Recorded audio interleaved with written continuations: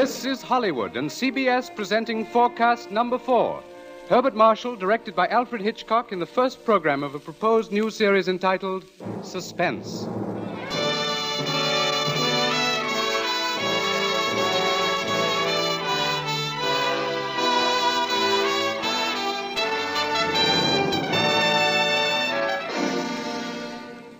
Tonight's Forecast program, ladies and gentlemen, represents the ideal form of collaboration.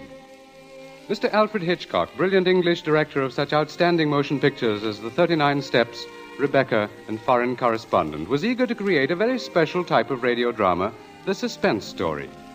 As narrator and star for his production, he thought at once of the distinguished actor with whom he had been associated in countless British film successes, Herbert Marshall. Mr. Marshall suggested that they dramatize a certain favorite story of his. And that story happened to be the very one Mr. Hitchcock had in mind. Mrs. Belloc Lowndes' classic in Chills, The Lodger.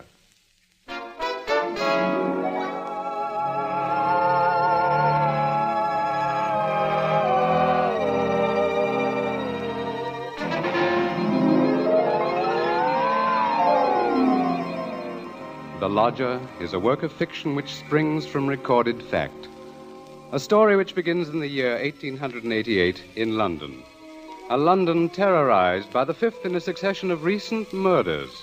It was believed that these deeds were the work of one person, a tall, gaunt figure in a black Inverness cape, carrying a small, narrow bag. That meager description, provided by a highly unnerved witness, was the sum total of all that was known of the murderer. It was enough, however, to keep alive and alert the interest of all London, of all those in fine quarters, and all those in small, grimy houses, as, for example, Ellen Bunting.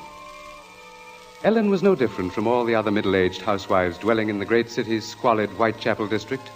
She knew all the known facts of the case.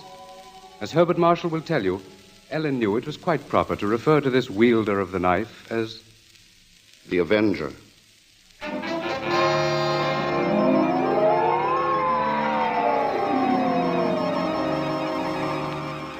Of course, Ellen Bunting was far more concerned with her personal problems than with thoughts of the Avenger. Yet the case of that strange, elusive killer quite often forced all other matters from her mind. There was that mad, meaningless scheme he seemed to follow. All his victims, for example, had been women. All had been young, attractive, and, oddly enough, blonde.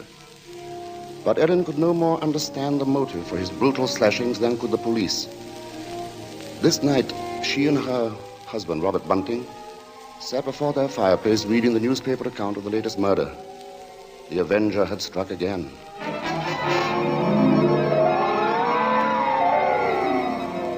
As Ellen expressed it, he might be anybody.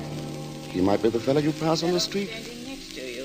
It's a terrible thought. Yes. If only the police had something to go on. But it looks like that Avenger's just too quick for him. Look, it says here that this girl he got last night was like all the others. Pretty, blonde, and, described by her friends as a very light-hearted girl. What a pity. Did you ever stop to think who fits that to a T? In fact, fits all those girls? Why, my own Daisy. Oh, that's a horrible thought. Well, maybe it's a good thing she's with her aunt, then, instead of here. London ain't a safe place for any girl right now. Just the same, I can't help thinking how fine it'll be to have her back in. Now, Bunting, you know that Daisy seems just as much my own daughter as she is yours. But I'm telling you, there's no sense even thinking about having her back right now. We just can't afford it. Oh, I know that, Ellen. Only, well, maybe we could manage it some way. How? Haven't I scrimped myself half crazy trying to keep us going? But you don't care about that, do you? No, your Daisy's more important to you than I am. No, Ellen, that don't sound like you. Oh, I can't help if it don't. What are we going to do? Tell me that. We'll get along, dear. Something will turn up. Oh, we haven't had a lodger for months. Nobody even comes to look at the room anymore. Yes, but things will work out, Ellen. Oh, they ain't never going to work out. Soon we won't even have a roof over our heads and... What? Oh, I'm sorry, Robbie. I didn't mean to take on so... I know, dear, I know. It's all right. Oh, I didn't think it. It's just that I've been so worried. Well, don't you go worrying another second, old girl. Why, first thing you know, you won't be pretty anymore. You'll have your face all wrinkled and Now, see here, Now, come on, Bunting. now, let's see a smile. Come on, just have one smile. Leave me just alone. one smile like you used to, eh? Well, who do you suppose that could be? Awful late for visitors. Bunting, do you think it could be somebody looking for rooms? Well, it might be. You want me to go to the door? No, I'll go. Oh. You just stay here. Yes, all right. Now, be sure you get a good look at Louise before you let them in, dear. Oh, I'm coming. Oh, I do hope it's... Yes, sir? Is it not true that you let lodgings? Yes, sir. Won't you come in, sir? Thank you. Could I take your cape, sir? There's no need. Now, I'm looking for a quiet room. It must be quiet. Oh, we have that, sir. Above all, our house is quiet. Your bag, sir. May I take it? No, I'll hold it. You'll be so good as to show me the room, please. Oh, yes, sir. It's right up these stairs, sir. This way. Thank you. You see, sir, there's just my husband and me here, and we're ever so quiet, and I'm sure you'll find this room to your liking, sir. Here we are. Now I'll just light the gas. There. Mm-hmm. Very good. It is pleasant, isn't it, sir? And there's not many rooms with such pretty pictures, are there now? We've had them in the family for years, sir, and... Pictures interest me very little. You see, what really impresses me about the room is the very simplicity of it, the bareness. Yes, sir. It's not at all crowded, is it? It will be quite suitable, Mrs. Bunting's. Mrs. Bunting. You see, I do a great deal of studying in my book here, the Holy Bible. Yes, sir. Please, sir, let me help with your luggage. No, don't touch it. Oh, but I only wish to... Oh, you only wish to help, of course. You must forgive me, Mrs. Bunting. It's just that I'm so very weary. Of course, sir. He bringeth them to their desired haven. Beautiful words, Mrs. Bunting. Indeed they are, sir. And now at last I have found my haven of rest. Yes, sir. Then you'll be taking the room. Let us see now. What are you going to charge me? With attendance, mind. I shall be staying in most of the time, and I shall be wanting meals. Oh, we can see to that, sir. Then does 30 shillings a week suit you? 30... Why, yes, sir. Yes, sir, that will be quite all right. Good, and I shall pay you in advance. My name is Sleuth, Mrs. Bunting. Mr. Sleuth. Sleuth. Think of a hound, Mrs. Bunting, and you'll never forget my name. 23, 4, 30 shillings. Thank you, sir. And I think I should enjoy a little light supper now, Mrs. Bunting. A little bread and butter, perhaps. Could you arrange that? Well, certainly, sir. I'll do that now. And if you'd be requiring any beer or spirits... Certainly not. Oh, sir. What did I say? I thought you understood me, Mrs. Bunting, and I had hoped that you and your husband were abstainers. But we are, sir. We don't keep nothing about. I would have had to go out and... Of course. Oh, I'm sorry, Mrs. Bunting. I fear I spoke sharply. I don't wish you to think me rude.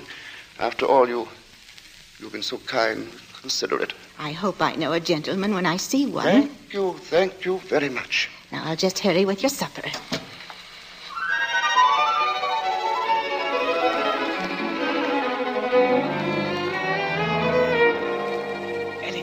Ellen, did he take the room? No, don't bother me now. I have to get him some supper. What did you mean? Come to the kitchen where he won't hear us. He took it, Ellen? Yes, He took the room? Yes, we're all right now. Look, 30 shillings. A week in advance. Oh, it's wonderful. Wonderful. And Ellen, do you see what this means? Yes, you can have Daisy now. Yes. Here, Bunting, warm that teapot and put some tea leaves in it. Righto. Yeah, do you know something, old girl? We're not going to worry too much about Daisy being in danger of that Avenger fella. Whatever do you mean, Robbie? Well, she's not a girl who takes a drink, you know. What's that to do with it, please? Oh, something I read in the paper while he was upstairs with the gentleman. They just found out that every one of the Avenger's victims had been drinking. They figured he must be some kind of a rabid abstainer.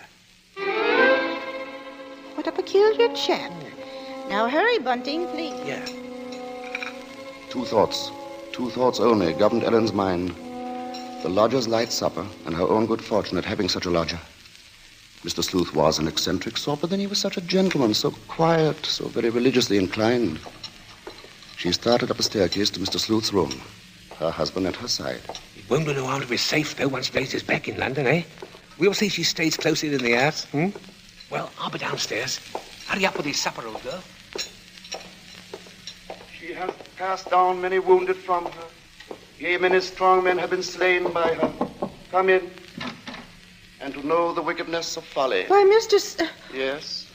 What is it? Those pictures. Those pretty girls. You've turned all their faces to the wall.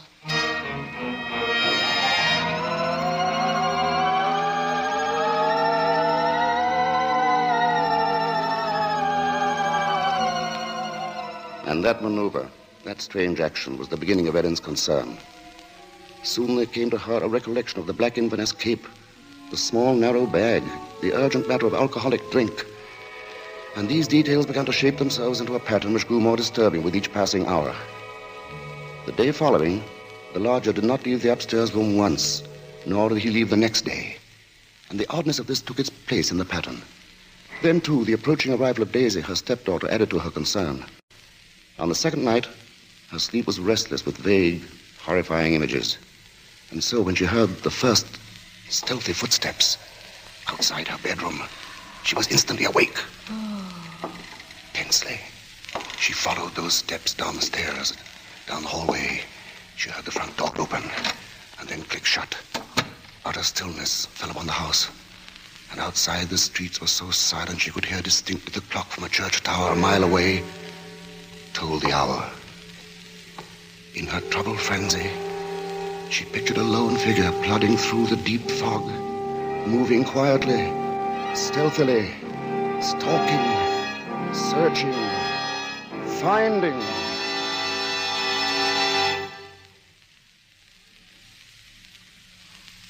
When, soon after she heard the lodger return, she sought to quiet the horrible dread which had possessed her.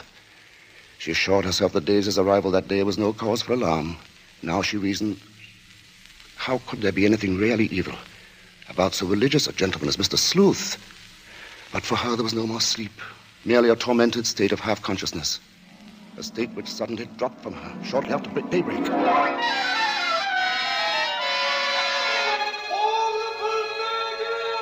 Horrible murder. That was the piercing scream of a newsboy far down the street. The Avenger strikes during night! Ellen Bunting heard the boy cry out the Avenger's latest stroke, made during the night. It's official! Horrible murder at King's Cross! Avenger takes the kingdom!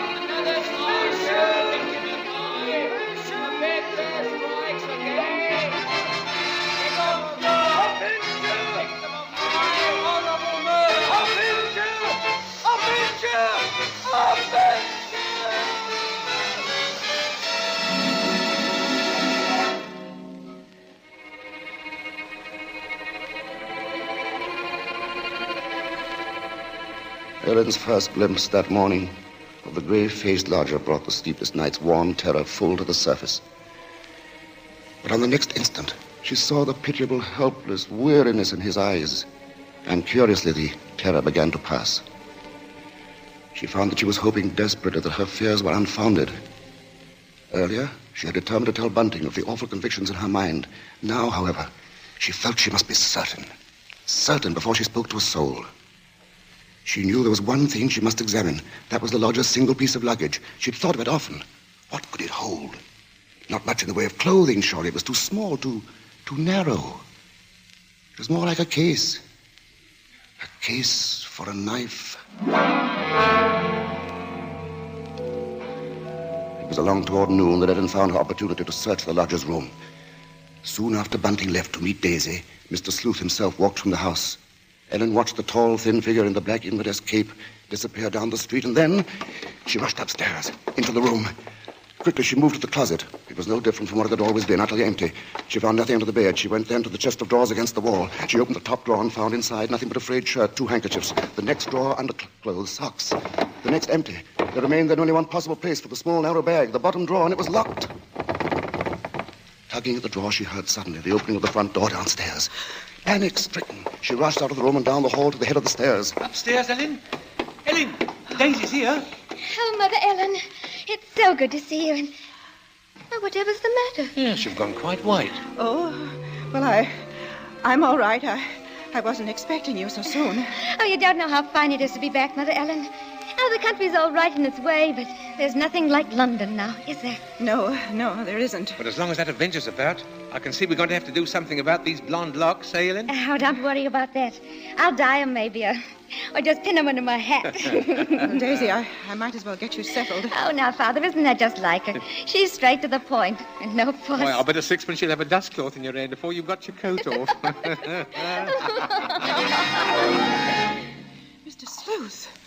Mrs. Bunting, I see my door is open. Oh, we were just leaving, so we... Does this mean that all of you have been in my room? Oh, not at all, sir. What must I do? Keep it locked? But you see, sir, I was just tidying up a bit, and Mr. Bunting, he brought his daughter up, sir. She just arrived.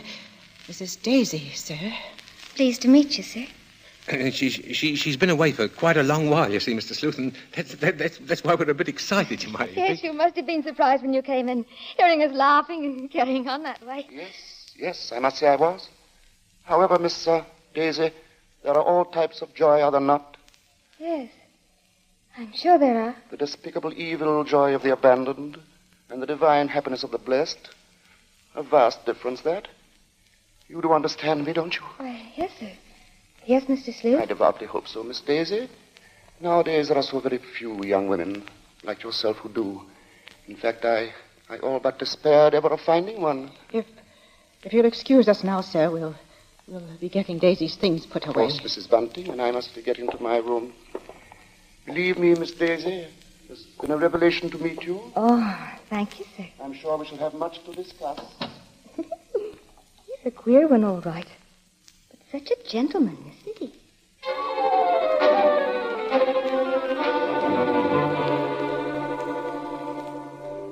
At that moment, Ellen had been determined to pour out her terrible knowledge, and then the moment passed by.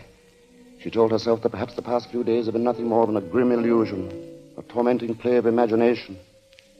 She would wait, then, until she had attended the coroner's inquest into the last Avenger murder. There, perhaps, she could hear evidence to disprove all her fears, to assure her there was no earthly harm in Daisy being so near the lodger. This was her gravest concern now, for on the next day, Mr. Sleuth made it a point to see the girl more than once. And fearfully, Ellen saw that Daisy welcomed his visits.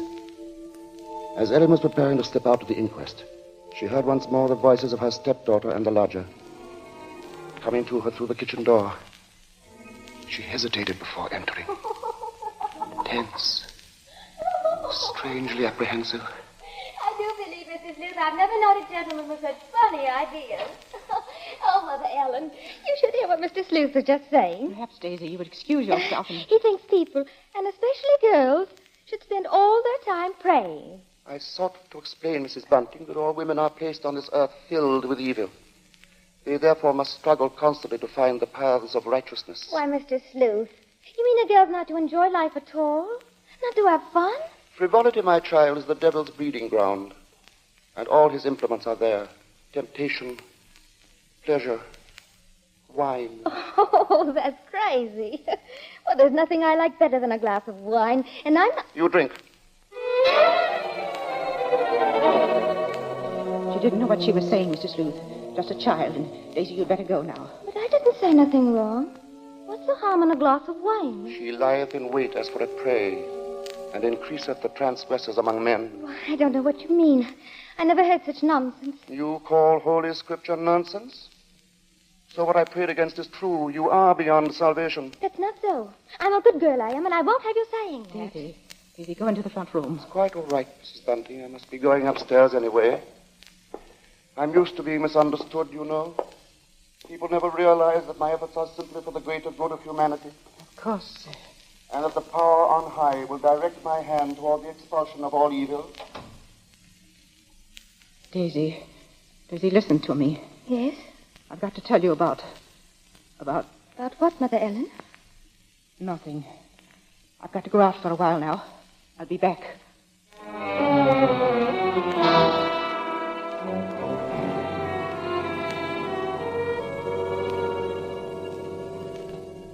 The moment to reveal the secret horror had come again and passed.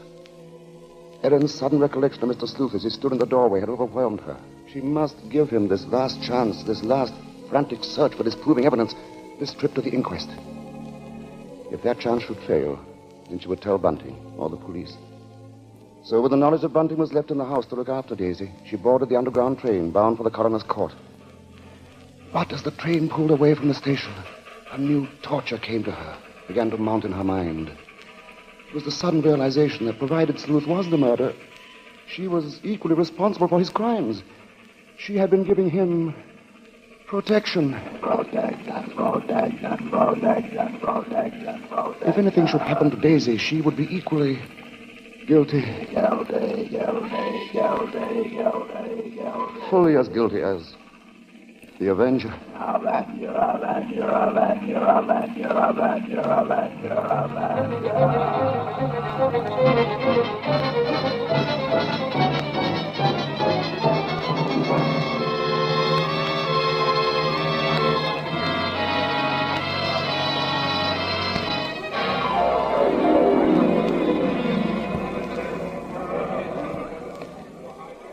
Ellen, seated at the rear of the small but crowded inquest room, listened to each of the witnesses as they were called.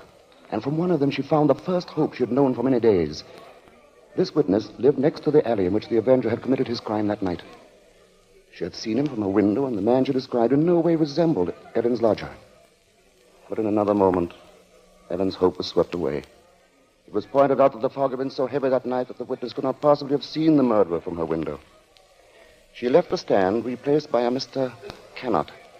This elderly gentleman was certain that he had not only seen, but talked with the Avenger.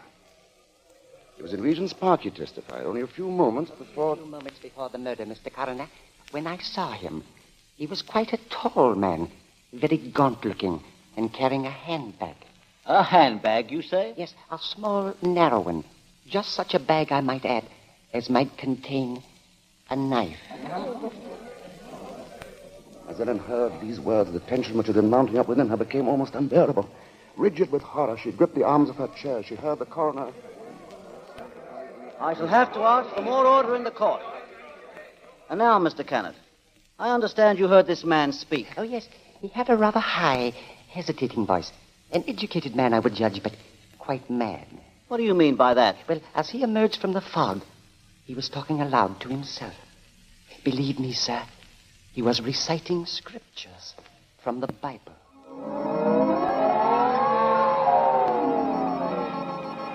Scriptures from the Bible. Horrified, Ellen rose from her seat, only half hearing the confusion about her. Are you asking us to believe, I would say, Mr. Cannot, that the man we're looking for would be least of all a religious man? And that's where you're in error, Mr. Coroner. The religious note is the very key to the case. Very interesting. That'll be all, Mr. Cannot. Just a moment, sir. Don't you understand? The man you're after must be a religious maniac. That's the only explanation possible. You will please stand down? The court was dismissing the very truth. Ellen knew that now. She would no longer keep silent. Her hands shot forth, and she screamed. I want to say... Ellen Bunting, on the verge of speaking, had fainted. And then, when she was revived a few moments later, she said nothing. Her brain was in too great a turmoil, her nerves too shocked. Like one in a dream, she allowed herself to be led from the courtroom. The voices of spectators were only vague sounds to her. I thought she was going to say something. Yes, it was hysterics, eh? Yeah, that bit about the knife. Yeah, the knife. The knife. The knife. As Ellen Bunting proceeded homeward, the remarks from the spectators remained in her mind. She heard them over and over. Yeah, that bit about the knife. The knife. Just such a bag as might contain a knife. A knife. We'll see she stays close in the house, eh? No harm in being safe. Direct my hand toward the expulsion of all evil. Expulsion of all evil. What's the harm in a glass of wine? I didn't say nothing wrong. As Ellen neared her neighborhood, her dread increased. With each moving footstep, the grip of terror grew tighter, tighter about her. She moved faster, faster. If only she were in time. She was 2 streets away from the house. Then one. Then she saw Bunting. Sharply, like the thrust of a knife, she realized what this meant. Daisy was left alone with the lodger.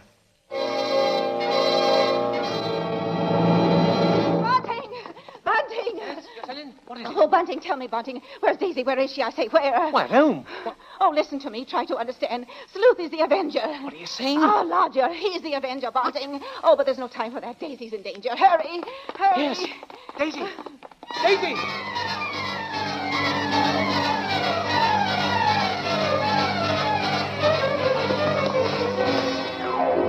Here we are, Bunting. Here we are. Daisy! Oh, Daisy! Daisy, where are you? I'll look in the kitchen, Bunting. You try the sitting room. Daisy! Daisy! Where are you, Daisy? Answer me, Daisy! Oh, Let's try the bedroom. she's not here. What about the dining room? Look, she's not there. She's not downstairs. Then there's just his room.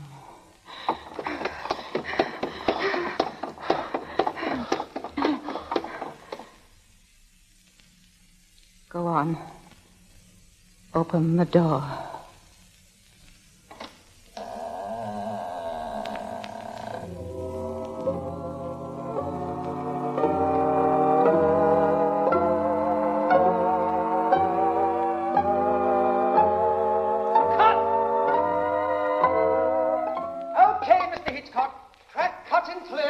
Say, cut. What's the idea, Hitch? I have a few more lines to do.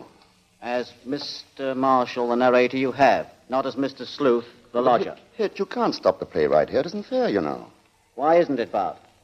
What more is there to say? But, Mr. Hitchcock, won't people want to know what Bunting and me found in the room? All right, Ellen.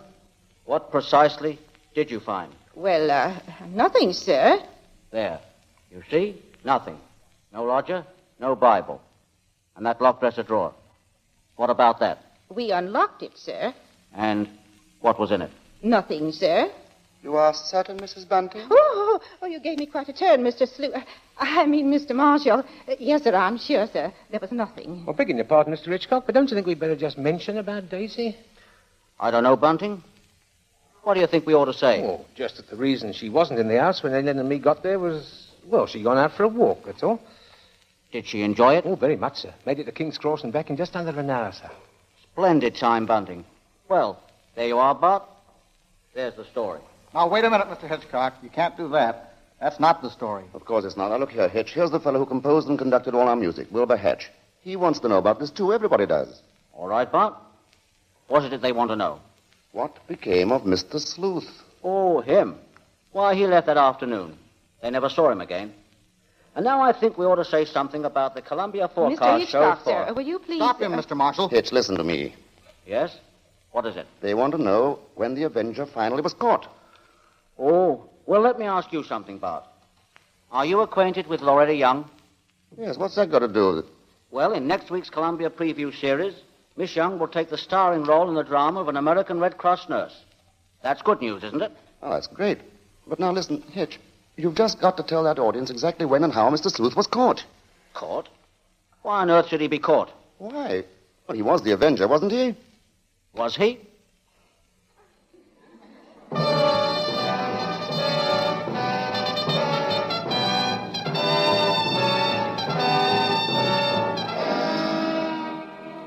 Your guess, gentle listener, is as good as ours. Even Mrs. Bella Lowndes, who wrote the novel, isn't entirely sure.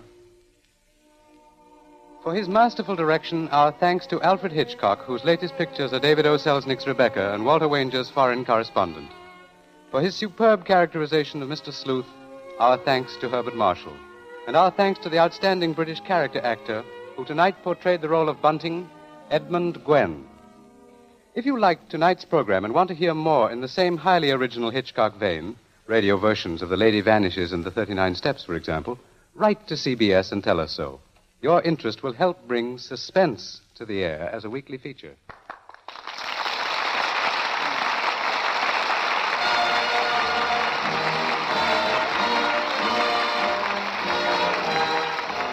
Forecast next week presents from Hollywood, Loretta Young in Angel, first of a proposed series based on the adventures and the romance of a typical Red Cross nurse. From New York, a new sort of comedy show, Ed Gardner as Archie in Duffy's Tavern, with Gertrude Neeson, Colonel Stoopnagle, Larry Adler, and John Kirby's orchestra. Don't miss Forecast at this hour next week.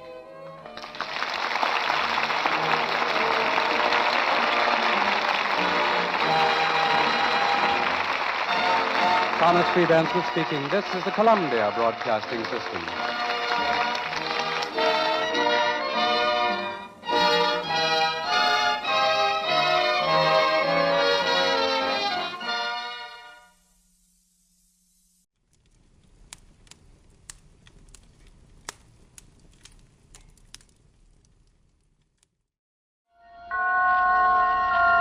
The Columbia Network takes pleasure in bringing you Suspense.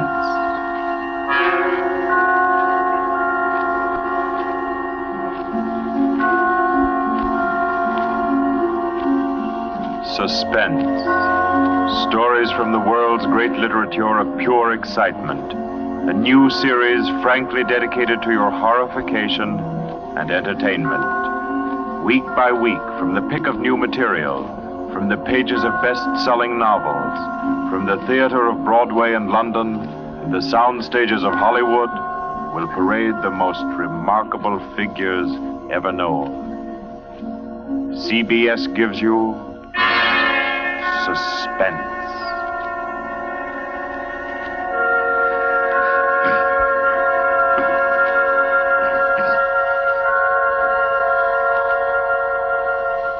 Tonight's presentation is one of the finest of the contemporary stories of mystery and terror.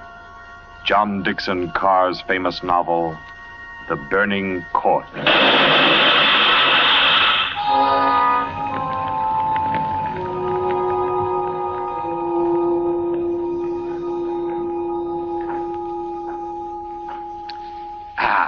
A glass of sherry by the fireside of a beautiful suburban home. What could be more comforting? You're an admirable host, Mr. Depard, and it's really a shame our first meeting is under such a cloud. It's also a shame I have so little time to tell you which one of your guests here murdered your uncle last week.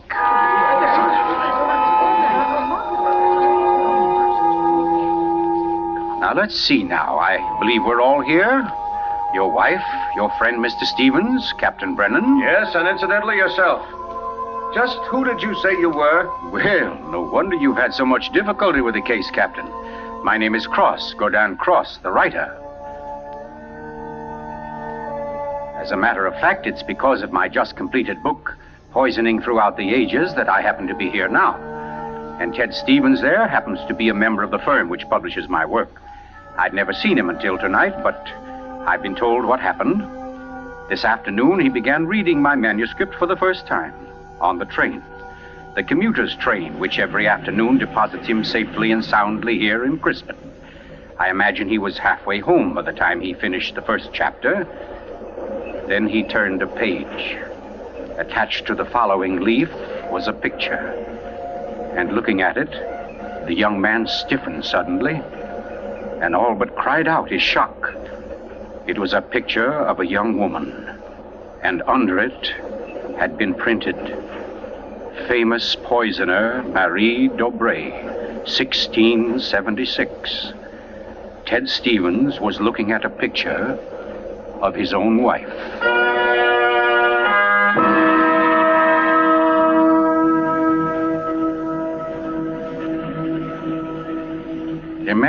Imagine his 25-year-old wife in 17th century costume. The face, the features, even a wistfulness of expression were identical. Even the name, Dobré, was his wife's maiden name. But no, that was ridiculous. This woman in the picture was, well, one of his wife's ancestors. Yes, that was it. Simply an amazing family resemblance. Marie would be waiting for him at the station, and he'd have to tell her about it. He wondered why, however, she'd never told him about. Oh, well, but you don't discuss such an ancestor, do you? Ted Stevens glanced down at the chapter to which the picture had been attached. It was entitled, The Affair of the Non-Dead Woman.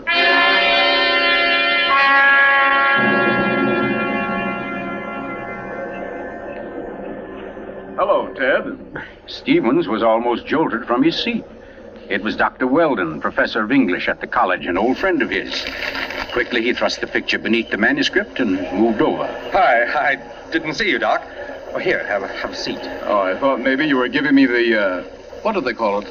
The brush off? Oh, no, say, as a matter of fact, Doc, you're the one man I do want to see. Yeah? Very flattering. Remember those discussions we used to have about murders? Better than bridge anytime. Well, I got the idea that you'd made sort of a hobby out of the old cases, the historical ones. Well, I've studied quite a number of them, yes. Ever hear of a woman named Marie Dobré? Marie Dobré? Marie Dobré. Oh, yes. That was her maiden name, of course. One of the finest specialists in arsenic poisoning you could ever hope to find. Oh, we're almost at our station, Ted. Let's get to the door. Yes, a real charmer Marie was. Must have disposed of 100 husbands, lovers, suitors, and just plain friends before she was caught. What happened to her, Doc? She was beheaded and burned. Crispin!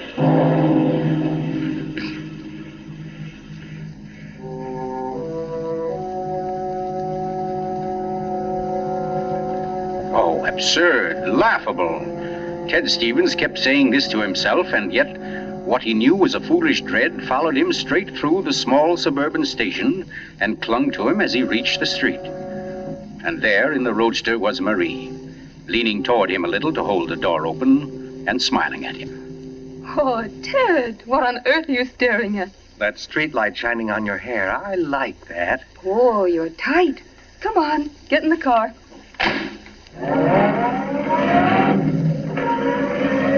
Then, like a wisp of smoke, it was gone. The whole ridiculous fear, the delusion.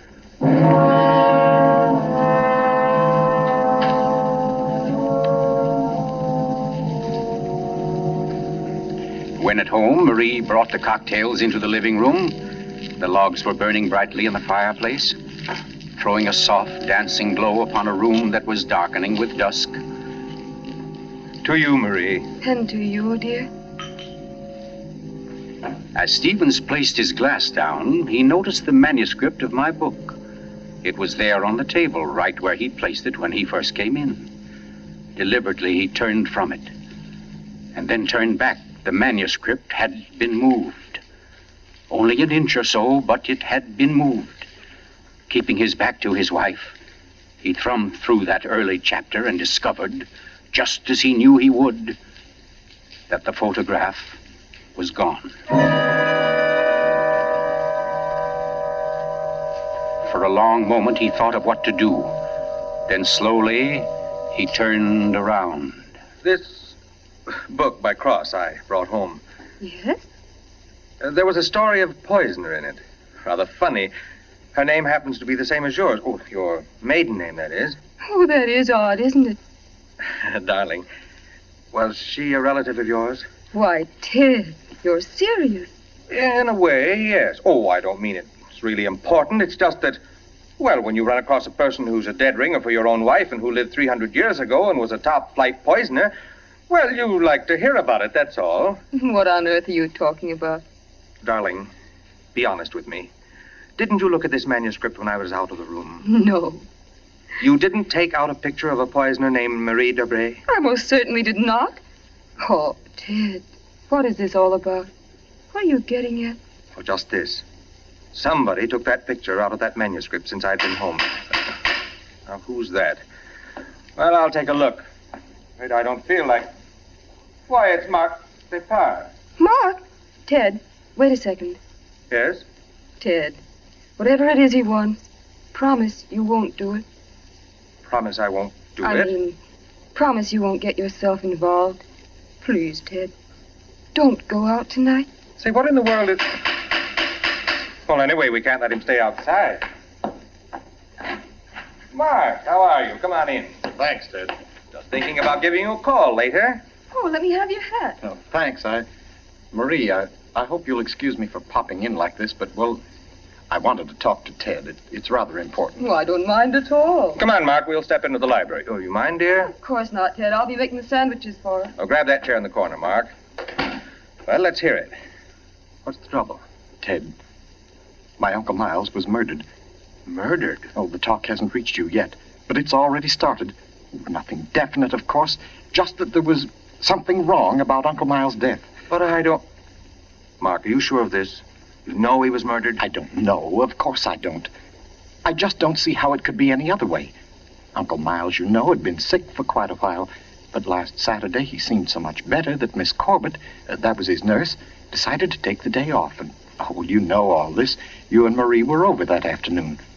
Anyway, Lucy and I went to the club that night, to that masquerade party, and we left the old boy completely alone. I've cursed myself 1,000 times since. But what about your housekeeper, Mrs., what's her name? Henderson. Wasn't she around? Oh, sure. In that little house out in back. We told her to look in now and then, but, well, that wasn't good enough. It was after midnight when Lucy and I got back. Uncle Miles was dying. Ted, it looked exactly like one of his regular attacks, but then later, after he was gone, I happened to glance under the chest of drawers in his room. There was a small silver cup under there, almost drained, and Uncle Miles' cat. The cat was still warm, but quite dead. Oh. I managed to get the cat out of the house and buried without anyone seeing me. Next day, I had the contents of the cup analyzed. It was poison? Yes. Arsenic.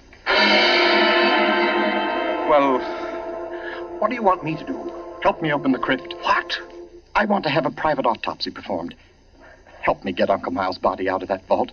Oh, I know it's a tough job. The thing is sealed solid, but we can do it. You mean without the police knowing about it? Without anybody knowing about it. Mrs. Henderson's visiting her sister, and I managed to send Lucy over to the club. You must be crazy. You're playing with dynamite, Mark. This is something you've got to tell the police now. I can't take that chance. But they'll have to know sometime. You're only I've delaying... got to know first, I tell you. You don't understand, Ted. There was somebody in Uncle Miles' room that night, handing him something in a silver cup. Mrs. Henderson was on the porch by the window. She saw her. She saw her? Ted. She thinks it was my wife. Oh, Lucy. It doesn't mean anything to Mrs. Henderson yet, because she doesn't suspect anything, but, well, Ted, you've got to see why I've got to be sure, why I've got to know how Uncle Miles died. Because it wasn't Lucy, Ted. I know it wasn't. Of course not, Mark. She had an alibi. Well, she was with you at the club, wasn't she? Yes. Except for half an hour. I see. You'll help me, won't you, Ted? When do we start? As soon as you can make it. Okay. Come on now. I'll get your hat. You trot on ahead, and I'll come over as soon as I can see Marie. You're not going to tell her about this? Of course not. I'll think of something. Don't you worry about it. No, thanks, Ted. Thanks a lot. Marie? I'm coming. Darling, Mark asked me to... I know, Ted. Here. You better take these sandwiches with you. You'll be hungry. But you knew I was going out? Yes, I knew. You listened to us? I couldn't help it, Ted. I had an idea what Mark's visit was about. The talk about his uncle's death. There's a lot of gossip about it in the village. That's why I tried to tell you. Why I didn't want you to get mixed up in it. But it's too late now, isn't it? I mean, you're going. I can tell by the way you look. Ted, wait a second. There's just one thing I want to tell you before you leave. And that is that no matter what happens, no matter what you find or think or believe, I love you. You'll remember that, won't you? I'll remember you said so, Marie.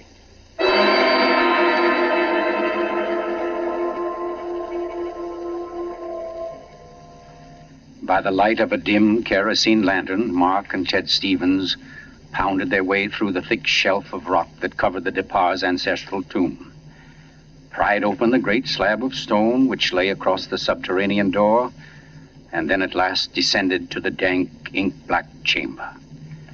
They found the coffin. They dragged it from its crypt and placed it on the cold stone floor. They unclamped the lid and opened it. Mark, it's empty. What? That's impossible. It can't be. But it is, Mark. You know what this means? That body wasn't in this coffin when it was placed here. I'll swear it was, Ted. From the time that coffin was closed on Uncle Miles, somebody, the undertaker or Lucy or me, somebody was with it until it was buried. And the crypt was sealed right after. Then somebody beat us to it. Somebody's broken in here ahead of us. Broken in? Listen, Ted. Lucy and I have hardly left the house since the funeral.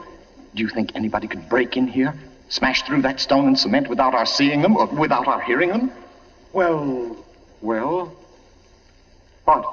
Well, you might as well come on out then. What? Who was that? Me, Mr. Depard, up here.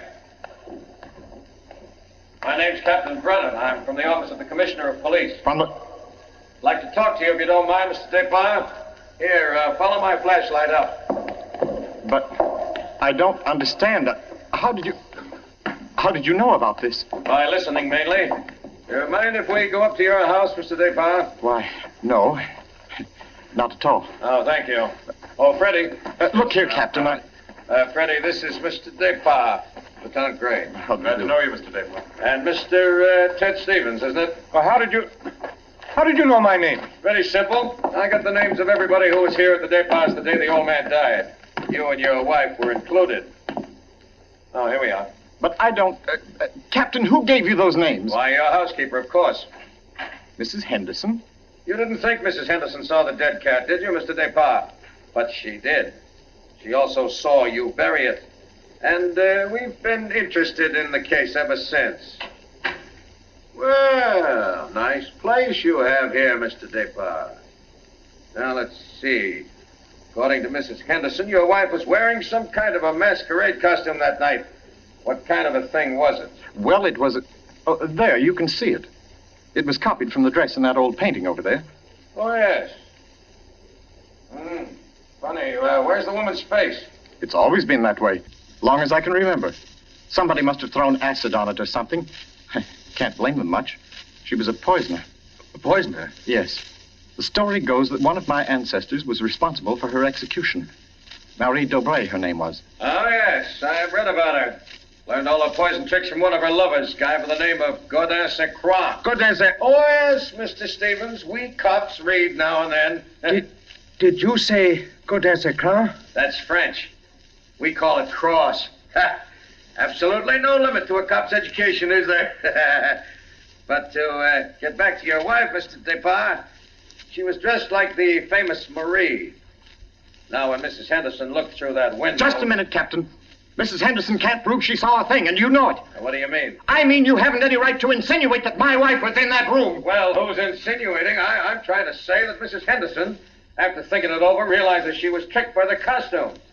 The woman she saw in the funny clothes, handing the cup of poison to your uncle, wasn't your wife at all. What? Because your wife is an unusually tall young woman. And the one Mrs. Henderson saw was fully half a head shorter. More on the order, let's say, of Mr. Stevens' wife. My wife? Captain, this is absolutely ridiculous. Well, I don't know. Why, what's the matter, Mr. Stevens? You're trembling like a leaf. Tell me now, just for fun, where was Mrs. Stevens that night? She was home with me. The whole evening? Certainly. She retired early?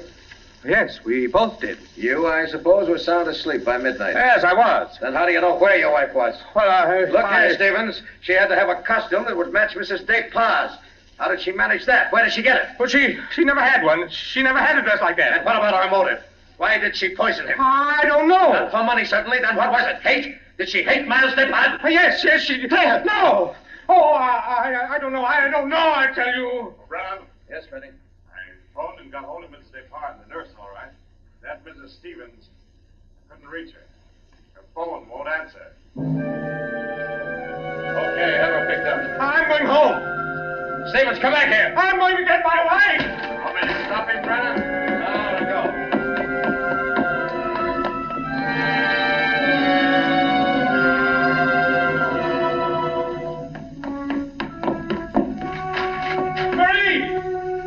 Marie, where are you?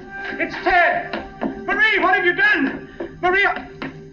Oh, good evening. Who are you? I? My name is Cross. Godin Cross. Cross? Where's my wife? What have you done to her? You fiend, what have you done to my wife? Why, nothing at all, young man. Here, sit down. You're lying. Something's happened to her. The police just phoned. There wasn't an answer. Why are you here? Why am I here? Well, because your wife, reading my chapter on the Dobrays, realized I knew more about the family than even she did. Because she found my phone number on the front cover of the manuscript. And because I know an exceptional case when I hear one. Does that answer your question? No, and you know it doesn't. Can't you see I've got to know whether... Yeah, I see. Whether your wife is that Marie Dobray, who was burnt by order of the High Tribunal for all poison cases, the burning court of France, witchcraft, black magic, the world across the threshold. You're quite sure, no doubt, also, that I'm Godin St. Croix, who first wooed her. No, my boy. No, my real name happens to be, of all things, Tom Simpson. Most unsuitable for a distinguished writing career. And Marie Dobray is no more your wife's real name than mine is Godin Cross. What? Your esteemed wife was an adopted child, Mr. Stevens, adopted by people in Canada named Dobray, remote members of the real family of poisoners. I can't believe it. Oh, why why didn't she tell me? Why? Because until I told her half an hour ago, she didn't know it herself. You see, in the course of my research on the family, I found out about it. And in the course of talking with your wife, I found out something else. How for years she was haunted by the fear that she might be a poisoner by inheritance, by blood. And you can see, can't you, why she never talked about it, her past to you? Yes. And yet, Mr. Stevens, you had all but made her forget that past. You. And that's why she was willing to lie, to steal a picture, do anything, in order to hold you to her. Yes, I see that now. You know, young man, I rather think she loves you. But as you will see, though, she comes only when I call her. Mrs. Stevens? You mean she's... Yes, Mr. Cross. Marie, it's you. You're all right? Oh, yes, dear. We're both all right now, and nothing can change it, ever. Marie, listen. Don't say Marie, dear. Say Maggie. Maggie? Oh, that's my name, my real name. Maggie McTavish. And it's a lovely name, dear. The most beautiful, gorgeous... Darling, please. You don't understand. The police, they think you had something to do with Miles' death. They think I did. So, now, Mr. Stevens, before we go back to the Depars, don't you think you'd better tell me everything that's been said and done up to date? Having just saved your wife's soul from the burning court, now I'll wrest her body from the electric chair.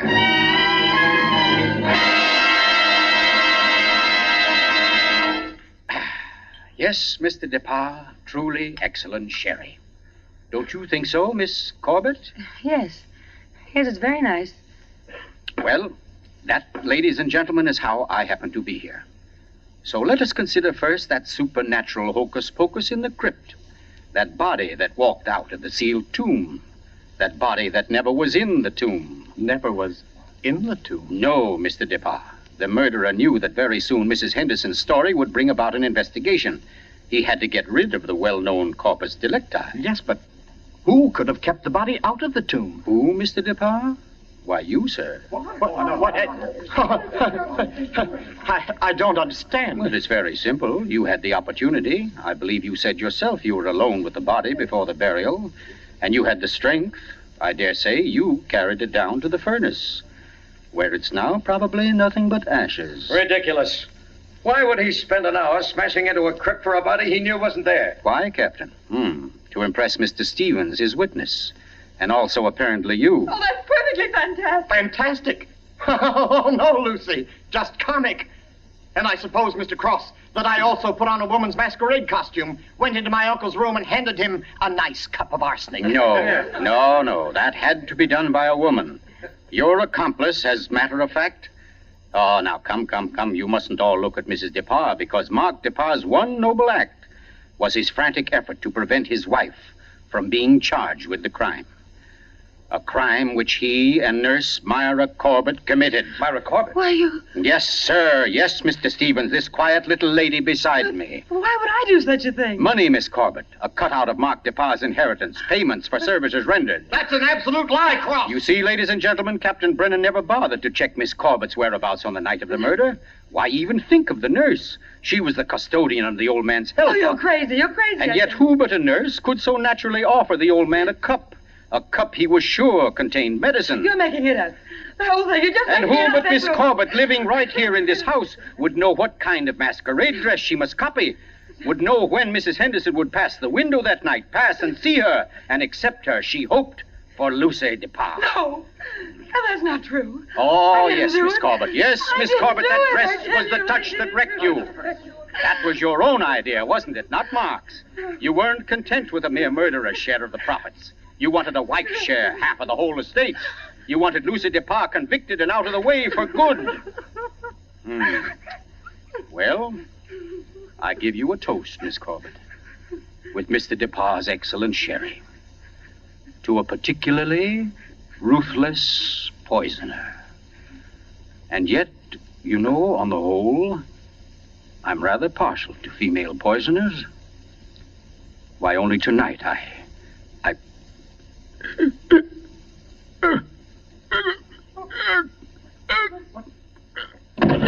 Here, let me get to him.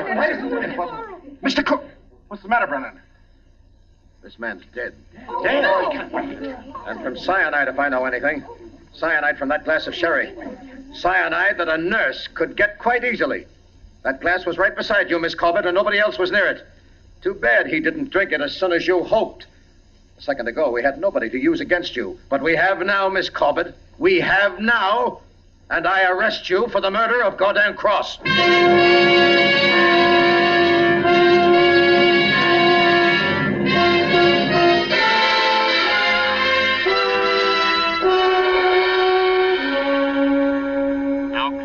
Months ago that the prominent author was murdered, and tonight Myra Corbett pays with her life for that crime. The former nurse, at first protesting her innocence, in recent Yes, years I'm in here, dear. Oh. I thought you might... Oh, what did you cut it off for? Huh? What do you mean? The radio. Oh, yeah, well, I thought you wanted to talk. Oh, Ted, don't you think I know you better than that? What was on the radio? Well, there wasn't any... Okay. It was about Myra Corbett. She goes to the chair tonight. Oh. I didn't think you wanted to be reminded. I don't, really. But making such an effort to hide it only keeps it alive, doesn't it? All right, darling. Know what I came in to ask? If you wanted a cocktail before dinner? The largest one you've got. Fine. I'll get out the ice cube. I know. If I'll fix up the fire. Okay, Maria. A deal. Where are some papers to start it? Right there by the bookcase. And the name's not Marie. It's Maggie. Because, darling, Marie's dead and gone forever.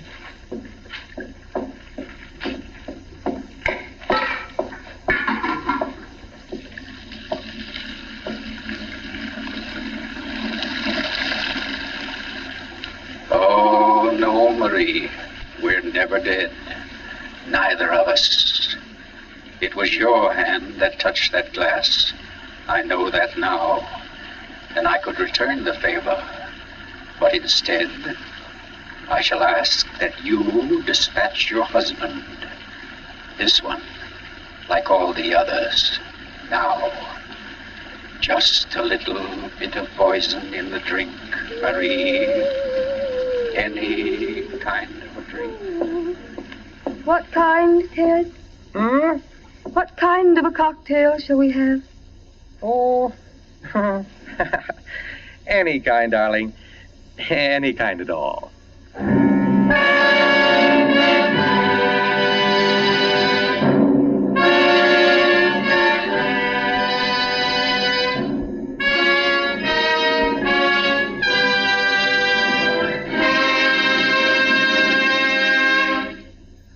You've just heard The Burning Court from John Dixon Carr's famous novel, the first in Columbia's new series of outstanding classics and chills by world-famous authors.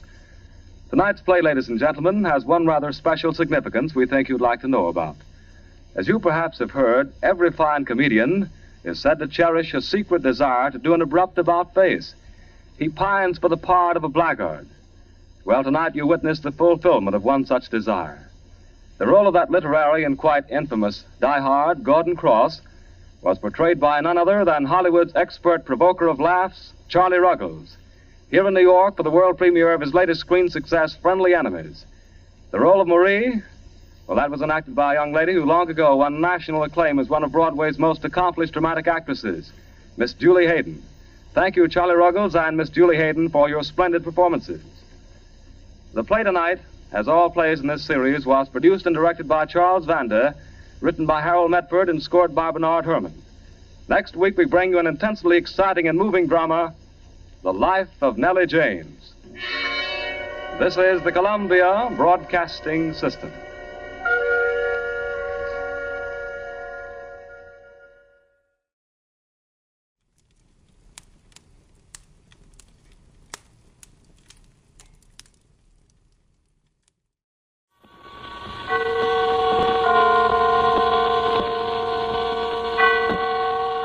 The Columbia Network takes pleasure in bringing you Suspense.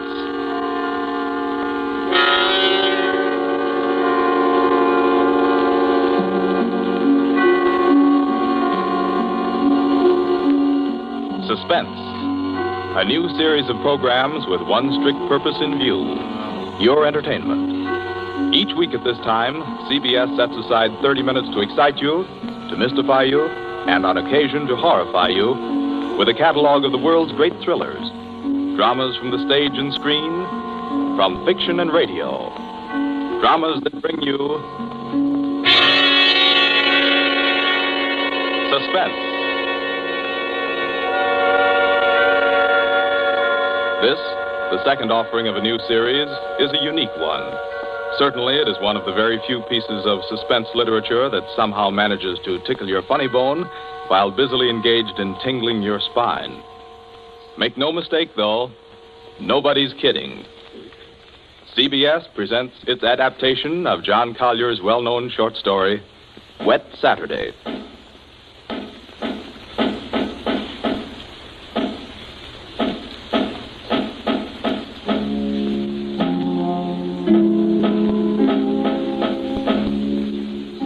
Yes, it's a wet Saturday. Never saw it rain harder.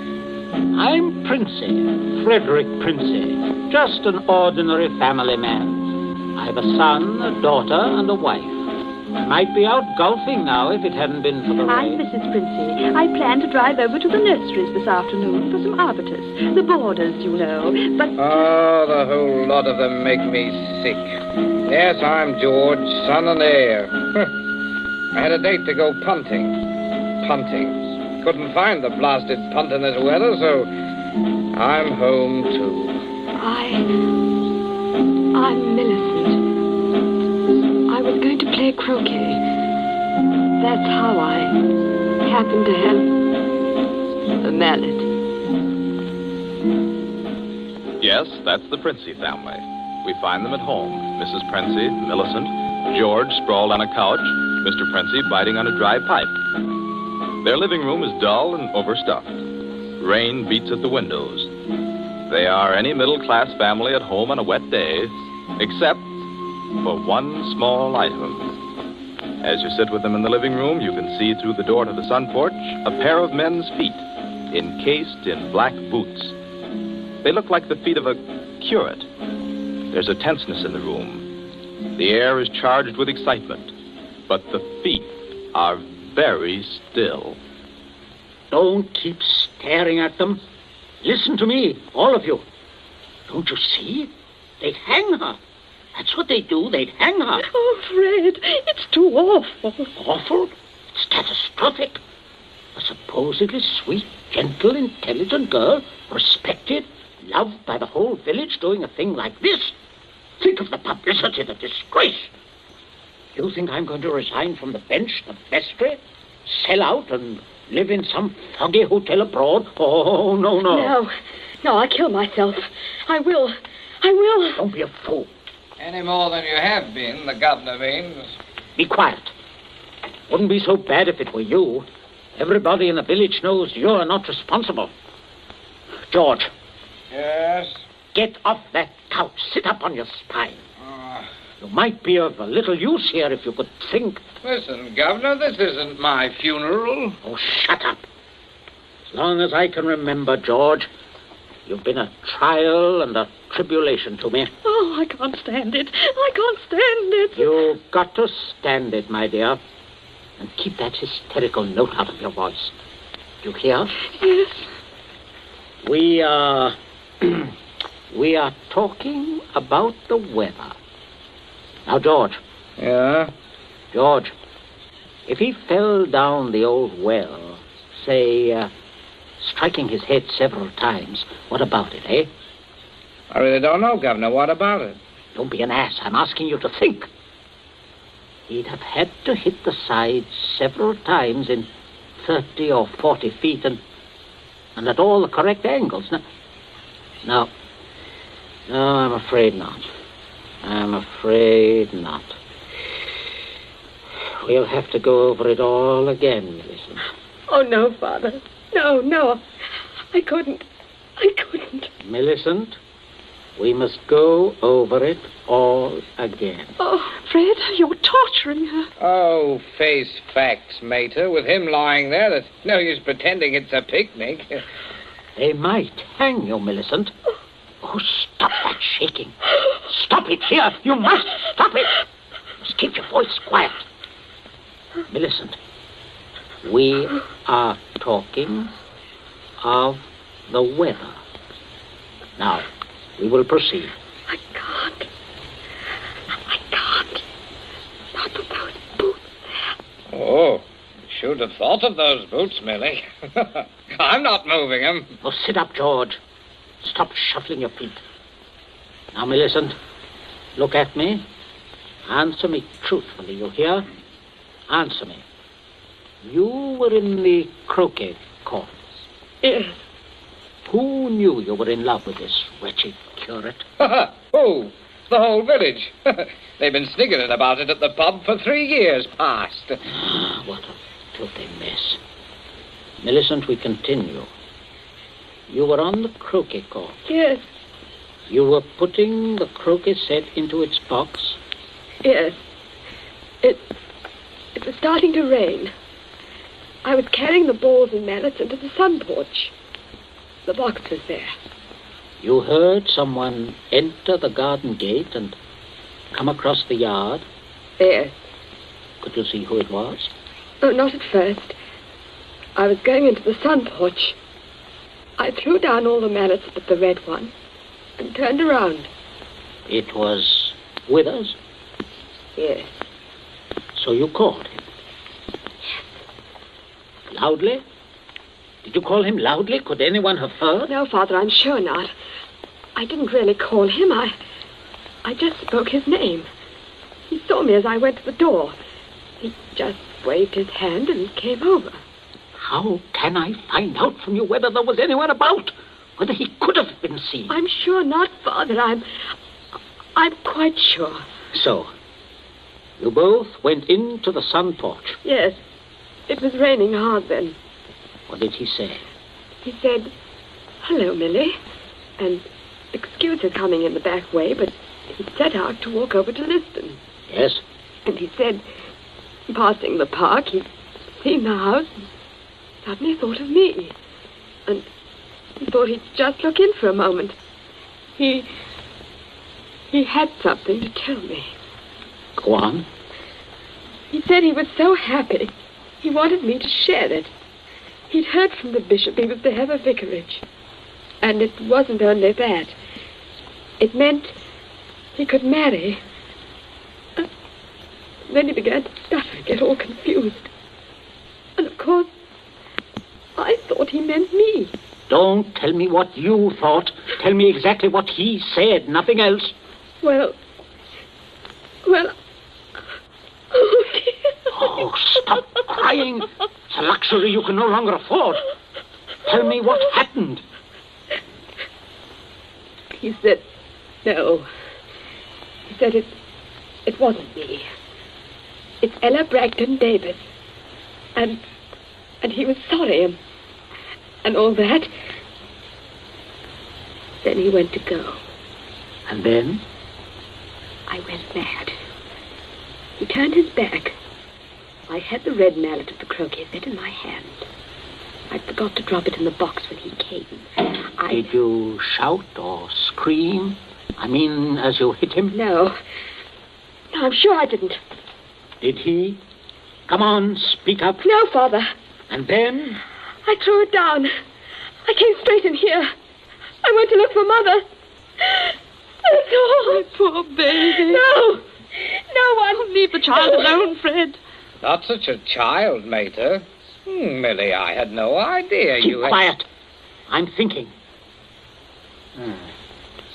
You see, George, he probably told people he was going to Liston. Certainly no one knows he came here, for he didn't decide until he crossed the park. He might have been attacked in the woods. We must consider every detail. A curate with his head battered in. Don't, Father, don't. A curate, head battered in.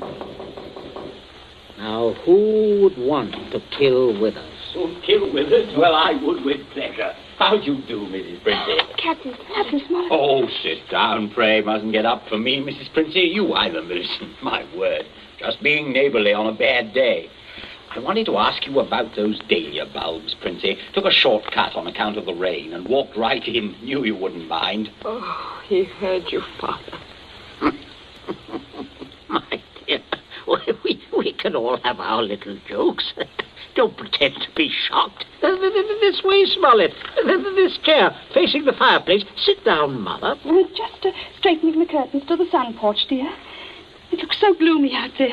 Might as well shut the rain out. Just talking about a little theoretical curate killing, Smollett.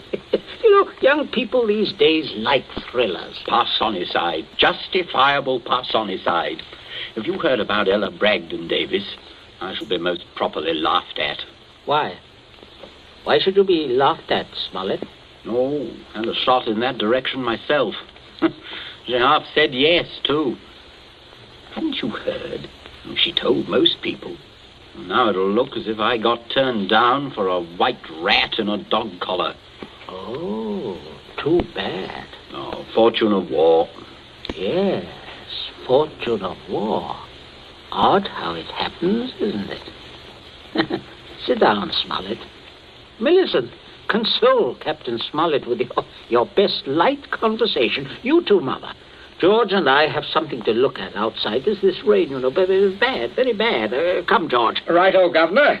Maybe we'll need raincoats, what? Oh, I don't think so. Just make yourself at home, Smollett. Make yourself at home. A cigarette, Captain Smollett? Thank you, thank you. Nasty day to be going out. It's something about the old well, just off the sun porch door, you know. This terrible sodden weather seems to have loosened some of the stones. Oh, too bad. Dash too bad. Spoils the tennis and croquet, I mean, a day like this. Doesn't it, Millie? Doesn't it, Millie? Oh, yes, it does. She was practicing out on the croquet court earlier, but, do pull your chair nearer the fire, Captain. It was so damp, we thought it would be cozy to light it. Thank you, I'm quite comfortable. I hope you don't feel too bad about Ella, Davis. Can't always win. Can't see, though, what you women see in these bloodless clerics. Oh, I always thought Mr. Withers is a very charming man. Quite agree, but why should anyone want to marry him?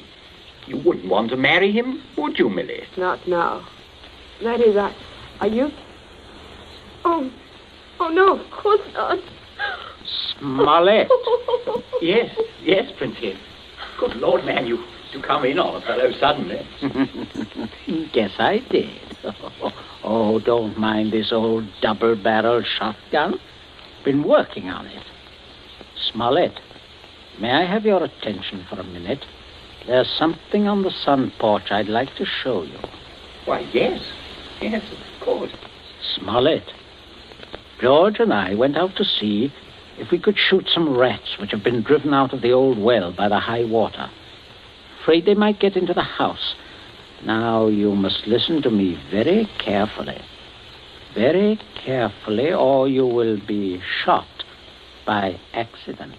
Princey, what's got into you? You heard me ask as you came in, who would kill Withers? You also heard Millicent make a comment, an unguarded comment. Well, what of it? Very little. Unless you were to hear that Withers had met a violent end this very afternoon. And that, my dear Smollett, is what you are going to hear. What? Withers? Yes. Who killed him? Millicent. Good Lord. Yes, it's a mess. And of course, you would have remembered and guessed. Maybe, yes, I suppose I should. Therefore, you constitute a problem. Why did she kill him? Oh, it's one of those disgusting things. Pitiable, too. She deluded herself that he was in love with her. Good heavens, Millie. Oh, yes, of course, I see. He had told her about the Davis girl. I understand. Now, I have no wish, as you will comprehend, that she should be proved either a lunatic or a murderess. I could hardly go on living here after that. I suppose not. On the other hand, you know about it. Yes, I see that makes me a problem. You're wondering if I could keep my mouth shut. If I promised... I am wondering if I could believe you. But if I promised... If things went smoothly, yes. But not if there was any sort of suspicion, any questioning. You would be afraid of being an accessory. Why, I don't know. I do. What are we going to do? I can't see anything else. You'd never be fool enough to do me in. You can't get rid of two corpses. Oh, I regard it as a better risk than the other. It could be an accident. Or you and Withers could both disappear. There are possibilities in that. Listen, you can't. I can, but there may be a way out. There is. Smollett, you gave it to me yourself. I did what? You said you would kill Withers. You have a motive. Oh, look here, I was joking. Of course you saw that. You are always joking. Listen, Smollett, I can't trust you. You must trust me, else I will kill you now in the next minute. I mean that.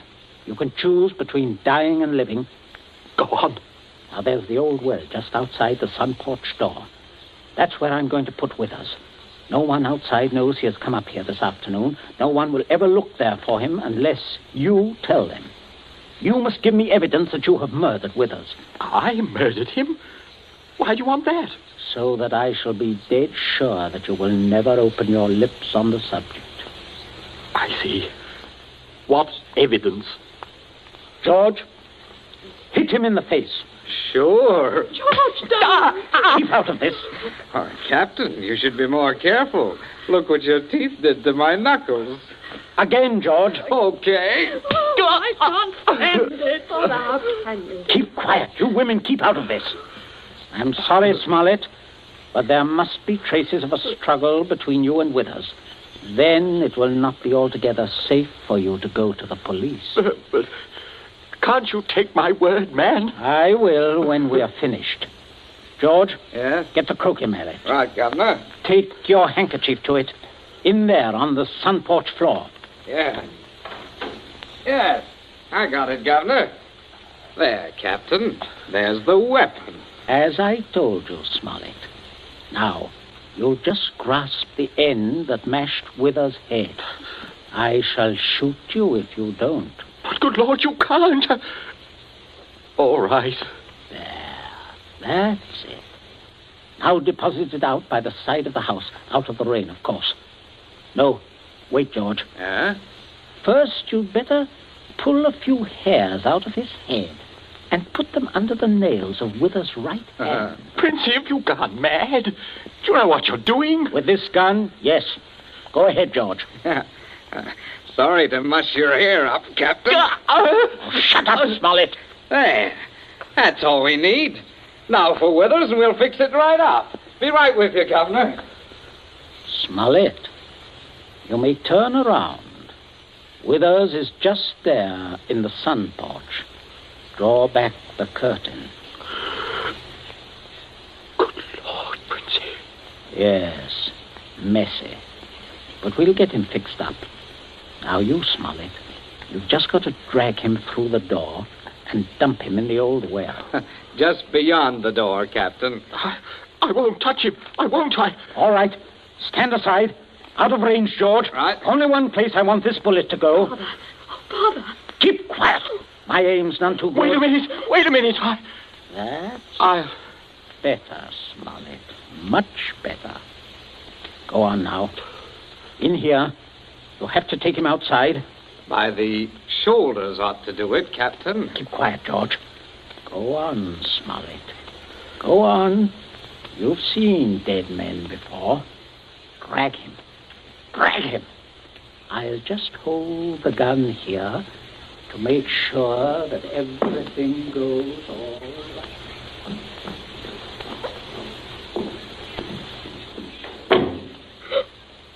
Oh, Mother, come away from the dim window, dear. Don't look. But, Captain Smollett, your father is a very resourceful man, Millicent. I'm sure what he's doing is right. But the Captain, I can't stand it. You mustn't question your dear father. I say, are you two still at it? There's enough trouble around here without blubbering. I'm not blubbering, George Princey. So, you see, Smollett, everything is perfectly safe. They'll never look in our well. You see how safe it is? I guess it is. Oh, good heavens, man, you're dripping wet. Why didn't you slip your raincoat on? tea ready, my dear? In just a minute, dear. I'll ring for Bridget. Exactly what you need, Smollett. Cup of tea. Best thing in the world to ward off a cold. Sit down, won't you? Oh, don't mind getting the chair wet. Cigarette? Help yourself. I stick to my pipe, you know. Funny how... Princess, everything's hot, ma'am. Oh, Bridget, yes. Put the tray in front of me here, on the table. Yes, ma'am. That's it. I say, Captain, you've gone and cut your lip. I just knocked it. Oh, how dreadful. Here, Bridget, give the captain this cup.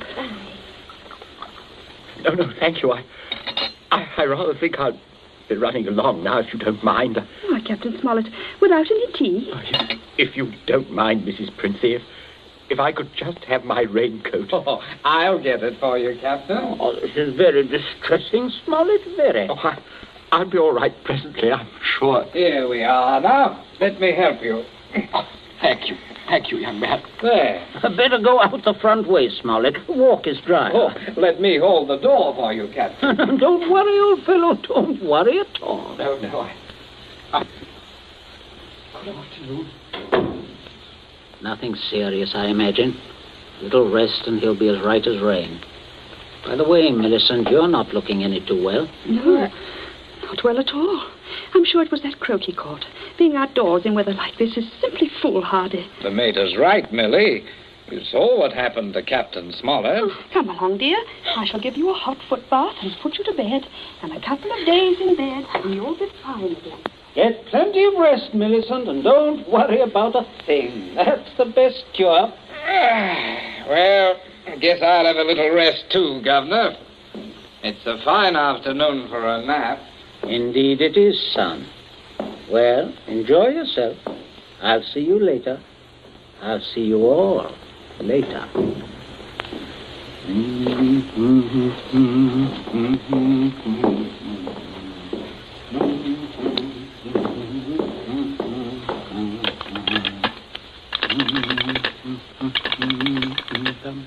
Your number, please. Oh, would you get me the police station, please? Police station? Right away, sir.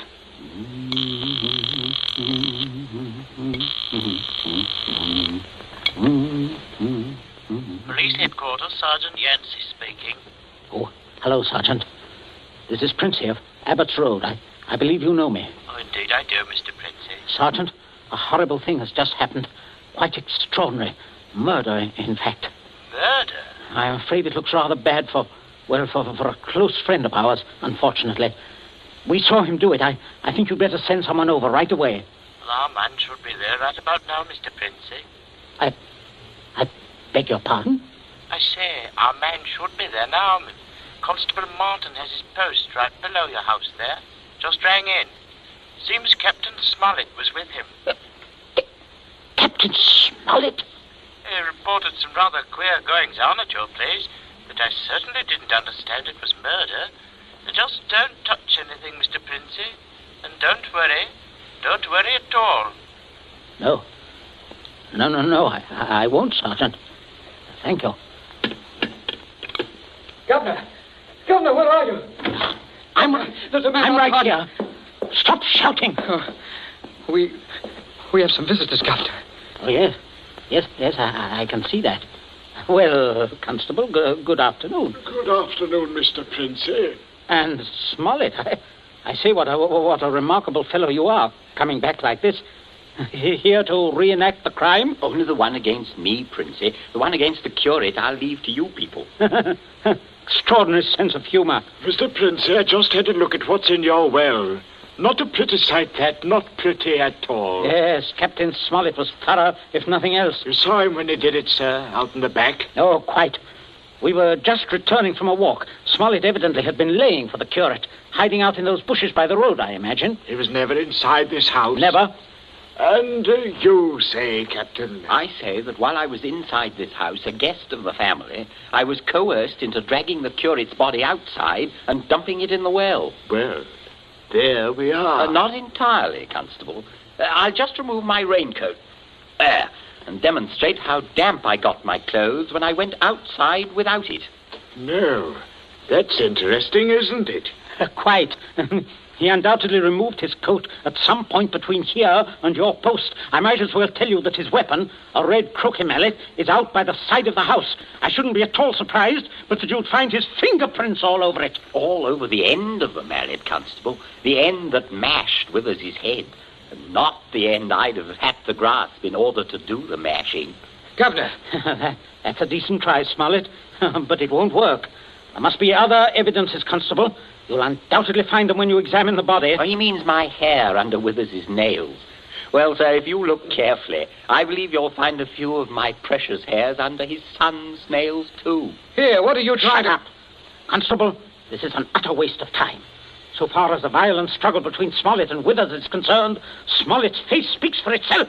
Quite eloquently, I believe. Oh, but no more eloquently than your son's knuckles. As you see, Constable, a fresh abrasion. He did that on my teeth. Or did he? What? I say, or did he? He might have done that on Withers' teeth.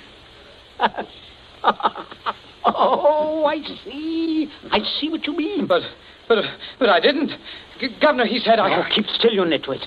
Let me think. As a matter of fact, George, the more I think of it, the more I'm convinced it was your voice I heard. Quite a vigorous quarrel. Something about the curate jilting your sister. Oh, don't be ridiculous, Smollett. Very well, Princey. If your son didn't do it, who did? That's what I'd like to know. How about it, Mr. Princey? Well, that is a sticker, all right. George, my boy, it looks like you're elected. Elected? What do you mean? I didn't do it. Why, I had nothing to do. Keep your mouth shut, will you? I won't. I'm not going to take the blame for her. Millie did it. She did it with that mallet. I saw. You could prove that? Prove it? Yes. Her fingerprints on the mallet. The handle. Why, George, don't you remember when you made me touch the mallet? When you picked it up with your handkerchief? No, George, I'm sure you wiped that handle clean. Oh, well, I could hardly expect you to remember that if you can't even remember killing the curate. Governor, I told you to keep still. But, Governor, you're not going to turn me over. As long as I can remember, George, you've been a trial and a tribulation to me. Governor, You shouldn't have done it, son. You really shouldn't. No, George, that was definitely wrong. I say, Princey, I think I'll have that cup of tea after all. Nothing like it in weather like this. Wet Saturday, from the short story by John Collier. You have just heard the second in Columbia's new series, a series designed to bring you the best in thrill entertainment. Outstanding dramas from the field of fiction and radio, stage and screen. Dramas of pure suspense.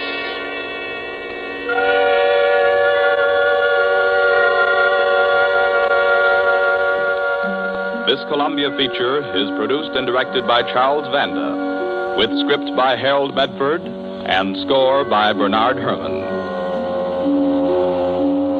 Be with us again next week at this same time when we present Suspense. This is the Columbia Broadcasting System.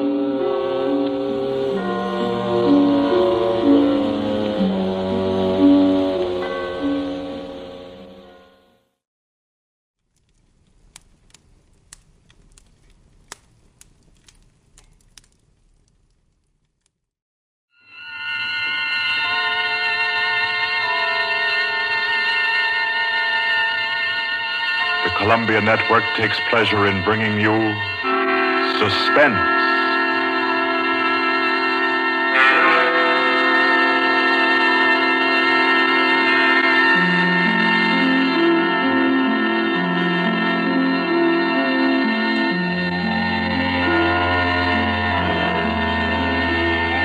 Suspense, Columbia's play theater of outstanding thrillers, produced and directed by William Spear and scored by Bernard Herrmann.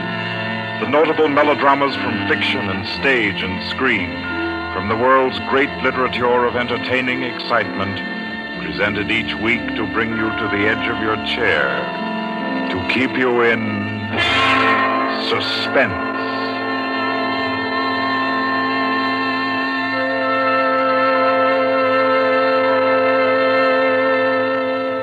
Tonight's adventure in suspense is from the pen of Dorothy Sayers, She called it The Cave of Ali Baba, like the tale told by Scheherazade, a distinguished ancestress in the storytelling art.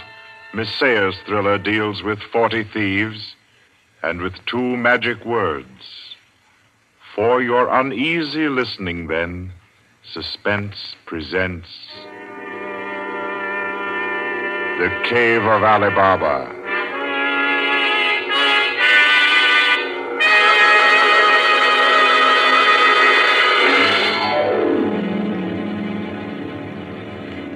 On a Saturday afternoon in January, in a grim and narrow house in Lambeth, a man sat eating kippers and reading the daily paper.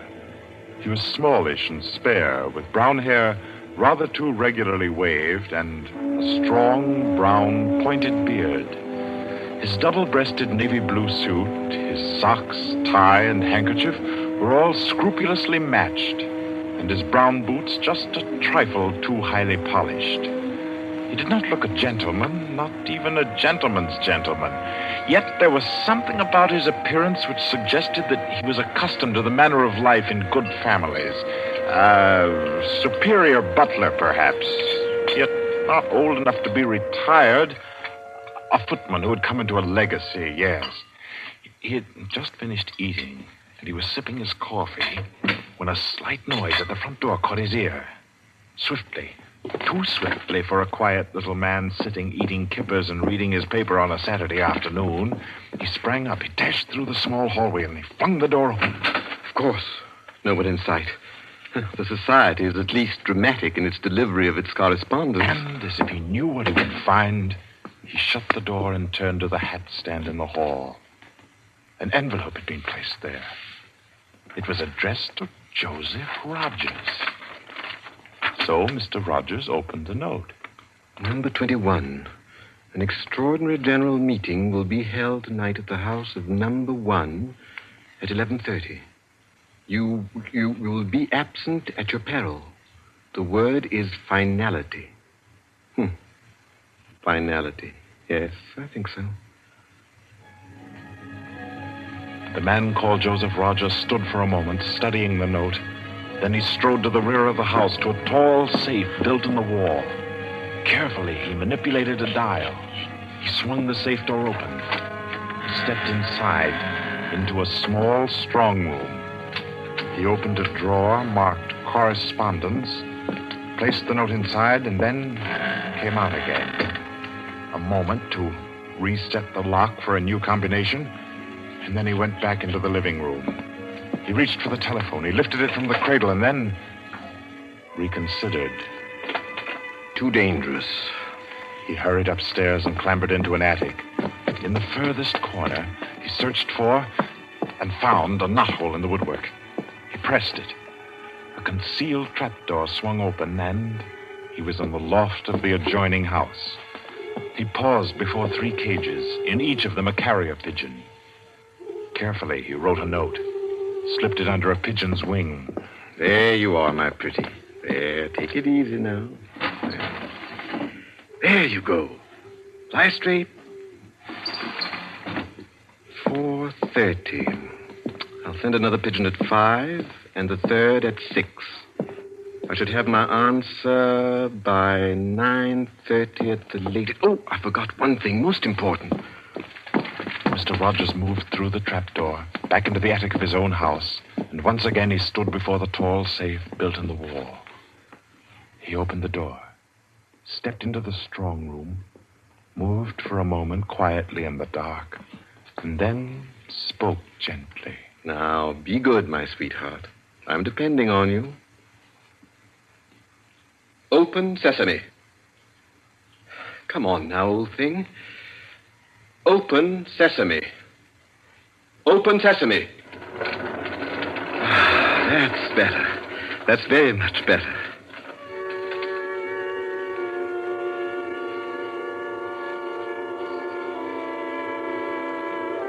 By 9:30, his answer was back. All the little piece of paper said was a hasty okay. At a quarter before 11, he took his revolver from a locked drawer, inspected it carefully. Yes, loaded it with cartridges from an unbroken packet, and left the house. He walked quickly, keeping well away from the wall. And when he climbed on a bus, he sat next to the conductor, where he could watch all who got on and off. By 25 minutes after 11, he was out on lonely Hampstead Heath, pausing in the shadow of a large tree to adjust a black velvet mask, on which, in white thread, was stitched the number 21. Then he stepped briskly to the door of the villa that lay before him and...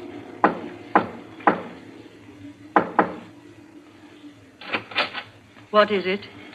Finality. Come in. Go right on through. Number 1 will check you in. Right.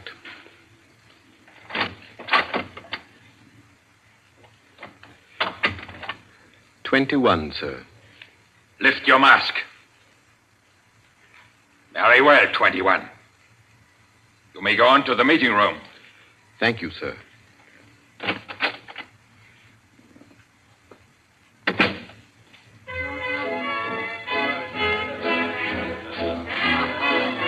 The room of the villa in which Mr. Rodgers now stood was a large one, a brilliantly lighted room. There was a gramophone in one corner blaring out a jazz tune. To its rhythm, couples, masked men and women, were dancing. Some were in evening dress, some in tweeds and jumpers. In another corner of the room was the bar. Mr. Rodgers went up to it and asked the masked man in charge for a double whiskey. He consumed it slowly, leaning on the bar. The room filled. Presently, someone moved across to the gramophone and stopped it. Mr. Rodgers looked around. Number 1, the massive gentleman in evening dress who had checked him in, appeared on the threshold. A tall woman in black stood beside him. Her mask, embroidered with a white number 2, covered her hair and her face completely. Only her fine bearing, her white arms, and her dark eyes, shining through the eye slits, proclaimed her as a woman of power, of physical attraction. The masked dancers were silent now as number 1 spoke. Ladies and gentlemen, we are short 2 members tonight. I need not inform you of the disastrous failure of our plan for obtaining the plans of the court Windlesham Heliscoper. Our courageous and devoted friends, number 15 and number 38, were betrayed and taken by the police. Some of you might fear that under examination these 2 would break down and give away our society. There is no need for such a fear. I gave the usual orders, and their tongues have been silenced. Their defense will be discreetly compensated in the usual manner. I call upon number 12 and 34 to undertake this agreeable task. They will attend me at my office for their instructions after the meeting. Will the numbers I have named kindly signify by raising their hands that I are able and willing to perform this duty? Thank you. Ladies and gentlemen, please take your partners for the next dance. The gramophone struck up again. Mr. Rodgers turned to a girl near him in a red dress. She nodded, and they slipped into the movement of a foxtrot. The couples gyrated solemnly and in silence. Their shadows were flung against the blinds as they turned and stepped to and fro. The girl in red spoke to Mr. Rodgers. What's happened? I'm frightened, aren't you? I feel as if something awful was about to happen. It does take one a bit short. Number 1's way of doing things, but it's safer like that. Oh, those poor men. No talking, please. You know the rules. Sorry. In silence, the dance continued. And then it came to an end.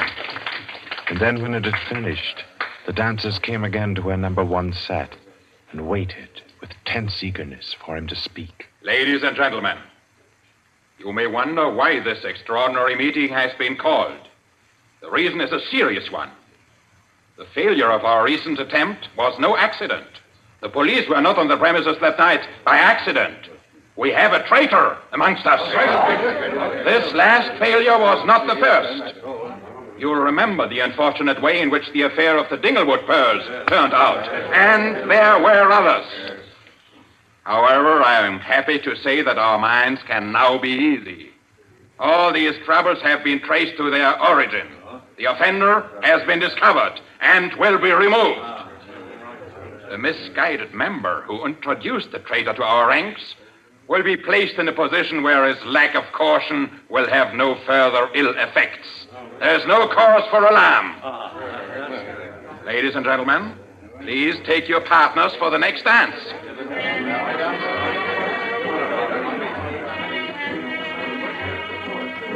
Again, the gramophone took up its bizarre monotony, and the masked dancers glided and turned, and their movements were sharper, more staccato. The girl in red was claimed by a tall mask in evening dress. A hand laid on Mr. Rodger's arm made him start. A small, plump woman in a green jumper slipped a cold hand into his. The dance went on.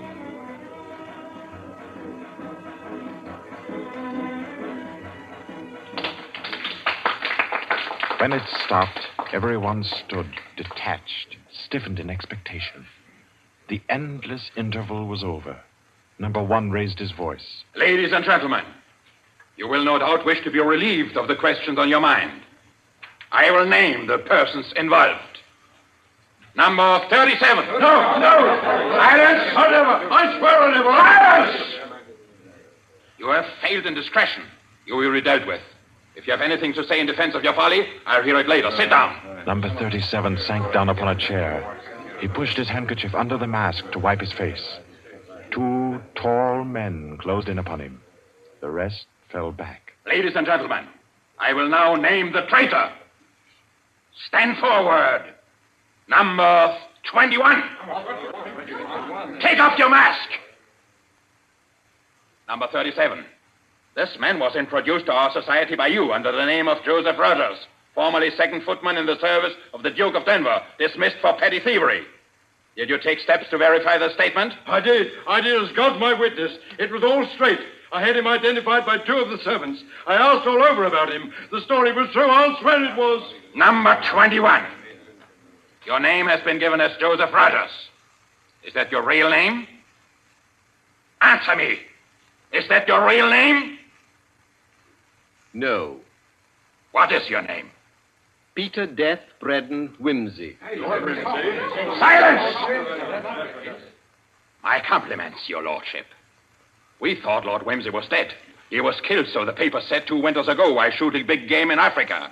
He even left a will, proved of £500,000. To his mother, I believe, the Dowager Duchess of Denver. Lord Peter Whimsy, indeed. Well-known book collector, man about town, distinguished criminologist. Took an active part in the solution of several famous mysteries. Taking an active part, if you don't mind. So you deliberately led us to think you were dead and became Joseph Rodgers to gain entrance to our society.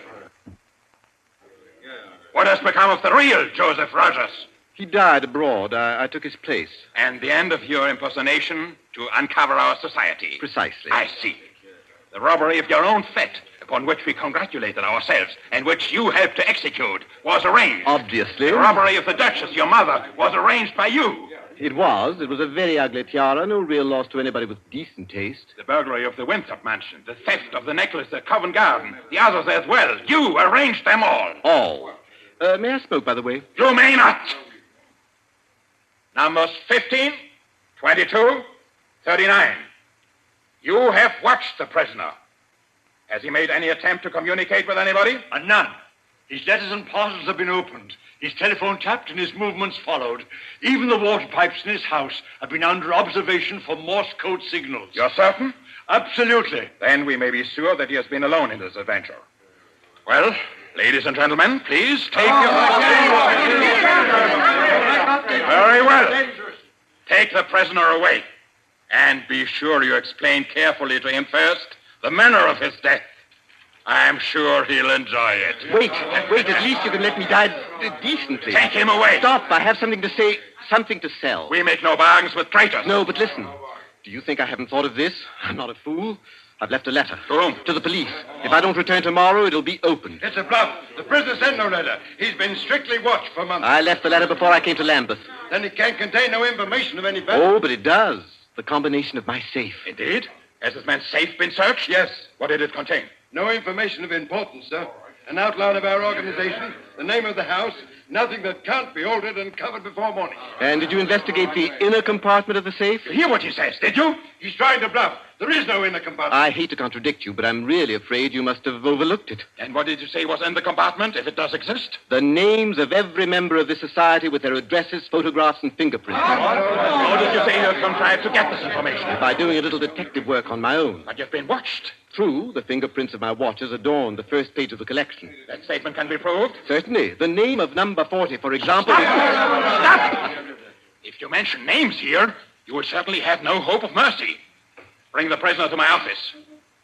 Ladies and gentlemen, take your partners for the next dance. Yes.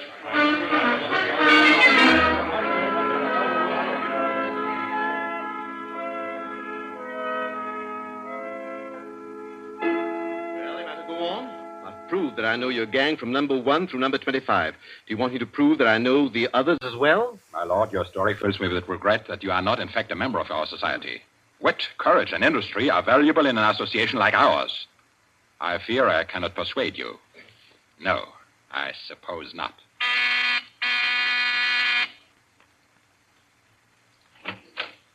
Yes?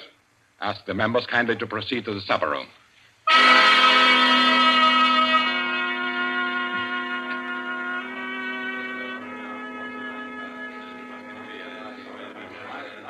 Ladies and gentlemen, I'll not conceal from you the seriousness of the situation. The prisoner has recited to me 25 names and addresses which were thought to be unknown except to their owners and to me. There has been great carelessness.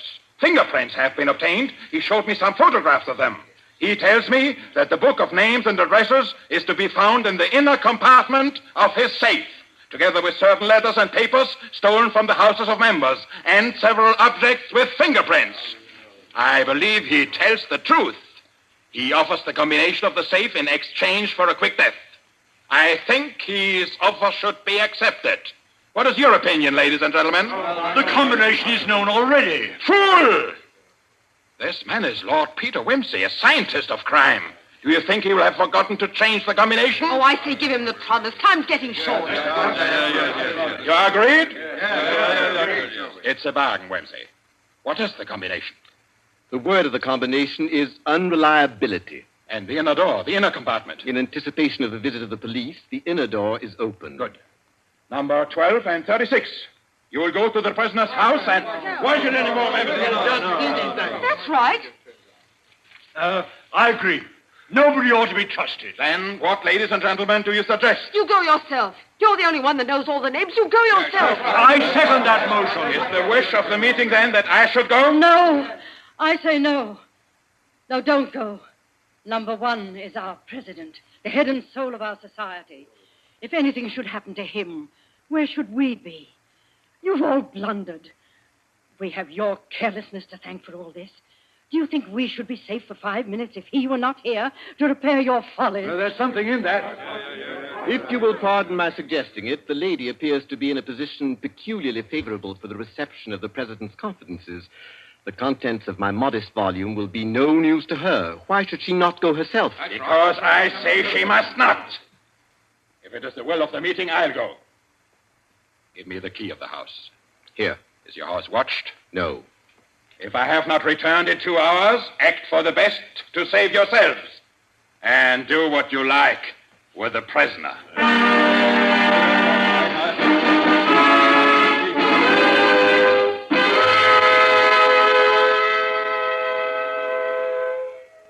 The president has been gone 2 hours. Traitor! What's happened to him? How should I know?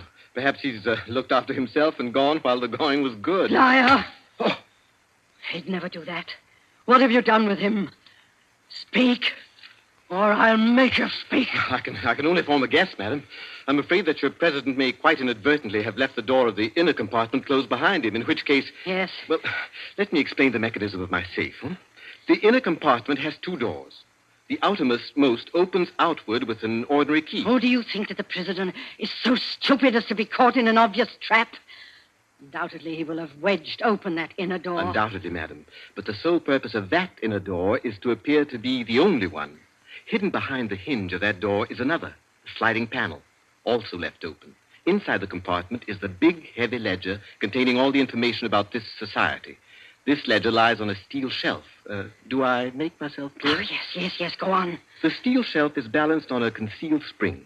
When the weight of the book, the ledger, is lifted, the shelf rises almost imperceptibly, and in rising it makes an electrical contact. Now, let me draw a picture. Your president steps into the inner compartment, sees the book, takes it up anxiously to examine to see if it's the right one. The shelf rises, the electrical contact is made, and the steel panel behind him slides into place. He's trapped. You devil! What is the word that opens the inner door? Quick, the word. Do you remember the story of Ali Baba and the 40 Thieves? Uh-huh. Well, when I had this safe constructed, my mind went back, well, call me sentimental if you will, to my childhood. The words that open the door are open sesame. Oh. How long can a man live in this devil's trap of yours? Oh, I should think he might hold out for a few hours if he didn't use up all the oxygen by hammering and yelling. I imagine if we go there at once, we'll be able to get him out all right. I'll go myself. I think you'd better take me with you. Why? Well, I'm the only person who can open the door. But you've given me the word. Yes, you have the word. But this door of mine, I'm rather proud of it. You know, it's my own invention. It's the latest thing. It will open to the words open sesame, all right. But to my voice only. Your voice? I'll choke your voice from my hands. Don't. What do you mean, your voice only? Don't clutch my throat like that. You'll wreck my voice, and then the door might not recognize it. Ah, there, that's better. The door got stuck for a week once, and when I had a cold. Is what he says true? Is it possible? Perfectly possible, madam. It'll have a microphone arrangement. Could be done also with light vibrations. We must let him go. Take the ropes off him. Let him go? Nothing. He doesn't go to blab to the police. The president's done in, that's all. And we'd all better make traps while we can. It's all up, boys. Right. Chuck this fella down the cellar and fasten him in. I'll go and destroy the ledgers. 32, you know where the switch is. Give us a quarter of an hour to clear, then you can blow the place to glory. No, you can't leave one to die. He's your president, your leader. I won't let it happen. I won't. I'll free this man myself. Here, none of that now. Let me go. Let go of me. Think, Blaster, think. It'll be light in an hour or two. The police may be here at any moment. Police? Oh, yes. Yes, you're right. No, we mustn't imperil the safety of all for just one man. He himself would not wish it. Throw this man in the cellar and let's get out of here while there's time.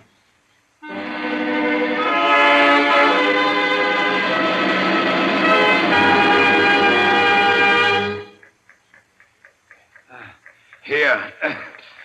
This is good enough. Leave him here. Right. Let's go. Hey, you chaps. Yeah? Should have gagged him. I say, it's lonesome down here in this cellar. You might at least leave the light on. Don't worry about the dark. They're taking you here as the time fuse for the bomb that's going to blow out this place. It's all set. You won't have long to wait. Not long.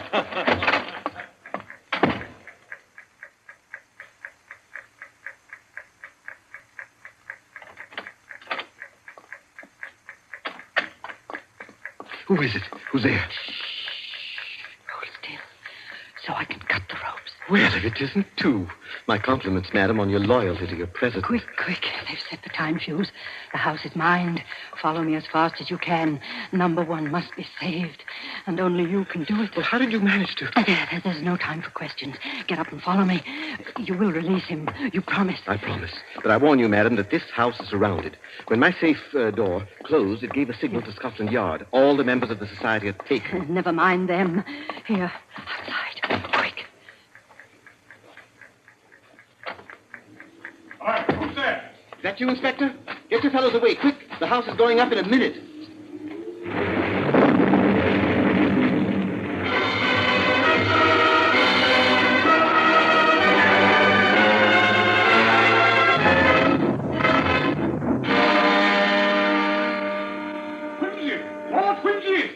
It's Inspector Parker, old man. Are you all right? Yeah, I'm a bit winded. What's happened, Inspector? Oh, about half a dozen of them got blown up. The rest we bagged. Hurry, we must hurry. Who's this? One of the gang. She's called number 2. We must save him, we must. Golly, I clean forgot the gentleman in the safe. Parker, where's your car? It's down the lane. Send one of your men down to get it. Right. Johnson, bring that car here. Yes, sir. I've got the number 1 of the whole company quietly asphyxiating at home. I promised we'd get back and save him. He's the bloke that we've been wanting. The man at the back of the Morrison case and the Hope Wilmington case and hundreds of others.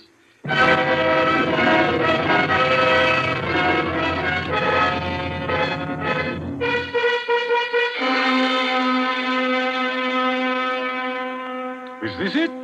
Quite a contraption. Yes, I only hope he hasn't upset the adjustment by thumping at it. Oh, please, hurry. I hope you haven't hurt my voice. You sound all right. If I can only be conversational. Come on, old thing. Show us your paces. Open sesame. Open sesame. Confound you. Open sesame. Open sesame.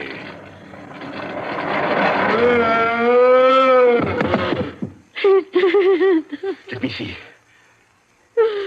No, he's not. He lived to stand his trial.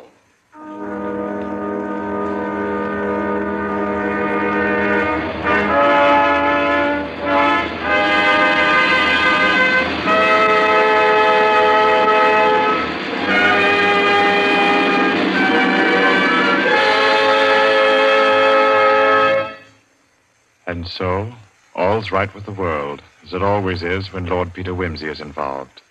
The Cave of Ali Baba by Dorothy Sayers was the story which gave us tonight's Suspense.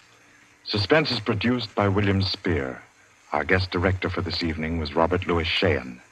Tonight's radio drama was written by Peter Lyon and scored by Bernard Herrmann. Rodney Brent was Peter Wimsey, William Moulton played number 1, and Ira Gerald, the lady in the case.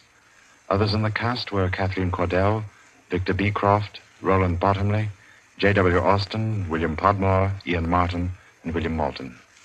Next Wednesday, Suspense will not be heard because of a special all-star Hollywood broadcast which Paramount Pictures will present.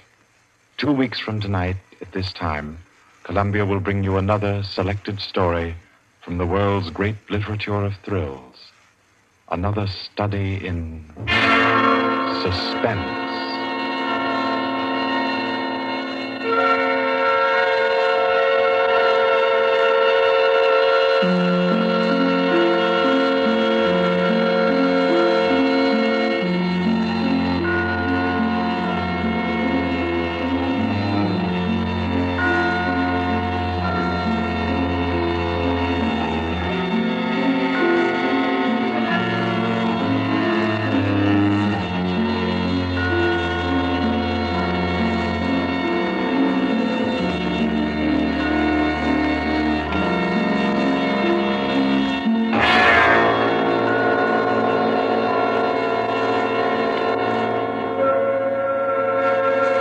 This is Barry Kroger, and this is the Columbia Broadcasting System.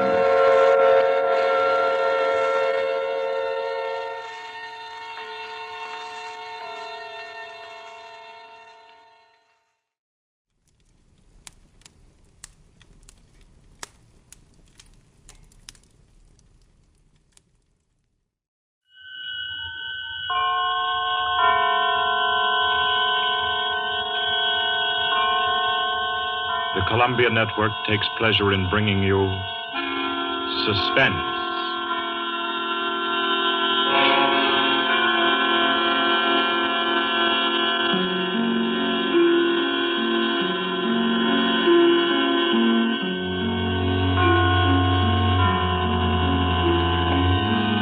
Suspense, Columbia's parade of outstanding thrillers, produced and directed by William Spear and scored by Bernard Herrmann. The notable melodramas from stage and screen, fiction and radio, presented each week to bring you to the edge of your chair, to keep you in suspense.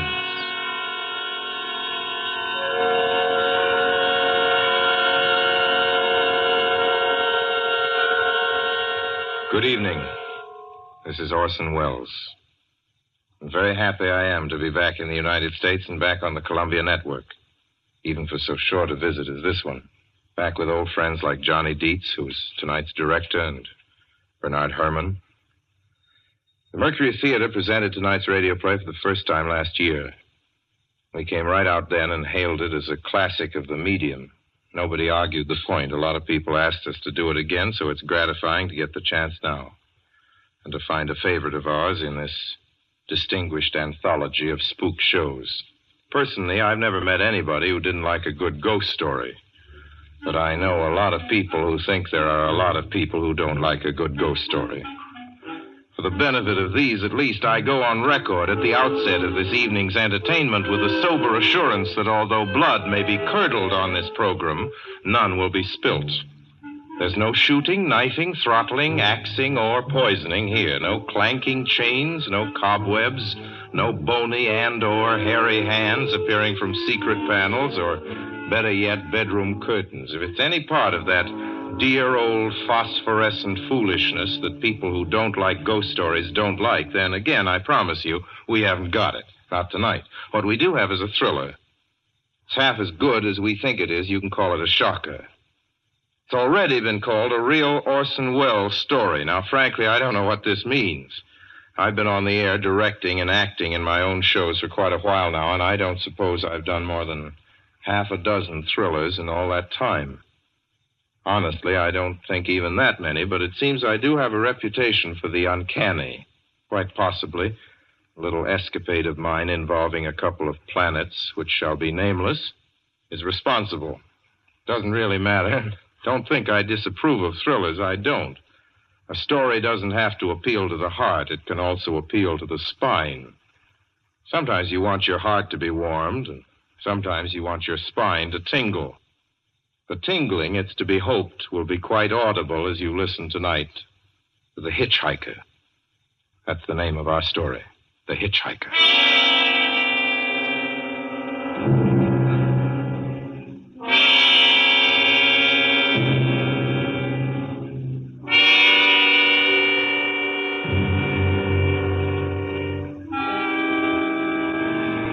I'm in an auto camp on Route 66, just west of Gallup, New Mexico. If I tell it, perhaps it'll help me. Keep me from going crazy. I gotta tell this quickly. I'm not crazy now. I feel perfectly well, except that I'm running a slight temperature. My name is Ronald Adams. I'm 36 years of age, unmarried, tall, dark, with a black mustache. I drive a 1940 Buick, license number 6Y175189. I was born in Brooklyn. All this I know. I know that I'm at this moment perfectly sane. That it's not me who's gone mad. It's something else. Something utterly beyond my control. I've got to speak quickly. At any minute, the link may break. This may be the last thing I ever tell on Earth. The last night I ever see the stars. 6 days ago, I left Brooklyn to drive to California. Goodbye, son. Good luck to you, my boy. Goodbye, Mother. Here, give me a kiss, and I'll go. I'll come out with you to the car. Oh, no, it's raining. Stay here at the door. Hey, what's this? Tears? I thought you'd promised me you wouldn't cry. I know, dear. I'm sorry. But I do hate to see you go. I'll be back. It'll only be on the coast 3 months. Oh, it isn't that. It's just the trip. Ronald, I wish you weren't driving. Oh, Mother, there you go again. People do it every day. I know, but you'll be careful, won't you? Promise me you'll be extra careful. Don't fall asleep or drive fast or pick up any strangers on the road. Oh, gosh. I think I was still 17 here, you told me. Oh. And wire me as soon as you get to Hollywood, won't you, son? Of course I will. Don't you worry. There's nothing going to happen. It's just 8 days of perfectly simple driving on smooth, decent, civilized roads with a hot dog or a hamburger stand every 10 miles.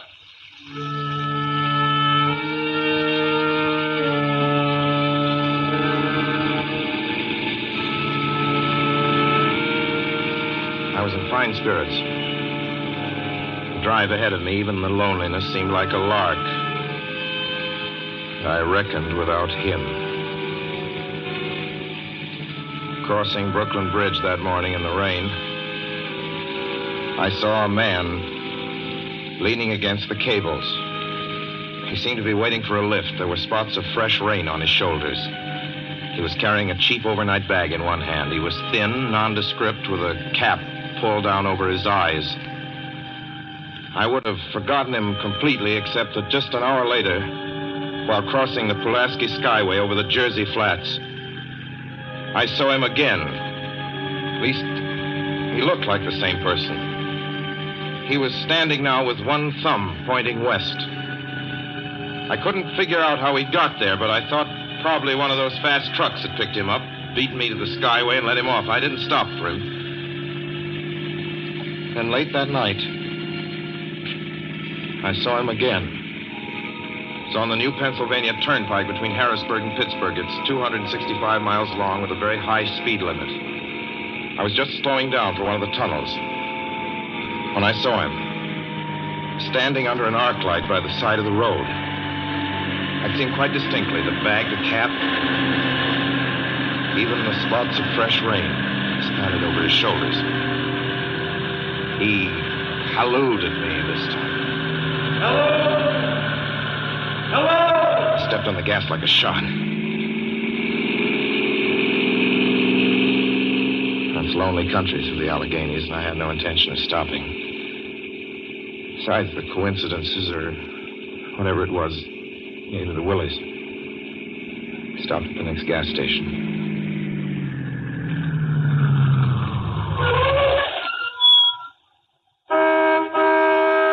Yes, sir.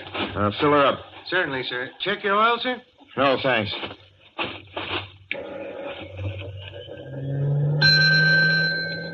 Nice night, isn't it? Yes. It hasn't been raining here recently, has it? Not a drop of rain all week. Oh? I suppose that doesn't done your business any harm. Oh, people drive through here all kinds of weather. Mostly business, you know. There aren't many pleasure cars out on the turnpike this season of the year. I suppose not. What about hitchhikers? Hitchhikers here? What's the matter? Don't you ever see any? Not much. If we did, it'd be a sight for sore eyes. Why? Oh, I'd be a fool who started out to hitch rides on this road. Look at it.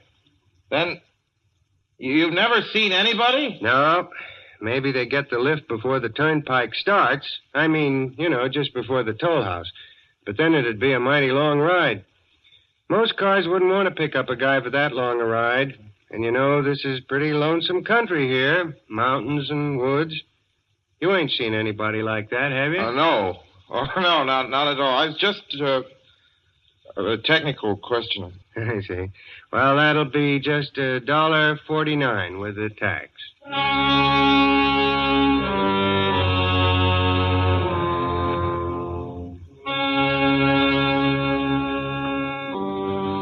Gradually passed through my mind a sheer coincidence. I had a good night's sleep in Pittsburgh. I didn't think about the man all next day until just outside of Zanesville, Ohio, I saw him again. It was a bright, sunshiny afternoon. The peaceful Ohio fields, brown with the autumn stubble, lay dreaming in the golden light. I was driving slowly, drinking it in, when the road suddenly ended in a detour. In front of the barrier, he was standing. Now, let me explain about his appearance before I go on. I repeat, there was nothing sinister about him. He was as drab as a mud fence, nor was his attitude menacing. He merely stood there, waiting, almost drooping a little, the cheap overnight bag in his hand. He looked as though he'd been waiting there for hours. And he looked up. He hailed me. He started to walk forward. Hello! Hello! Hello? No, not just now. Sorry. Going to California? No, not today. The other way, going to New York. Sorry.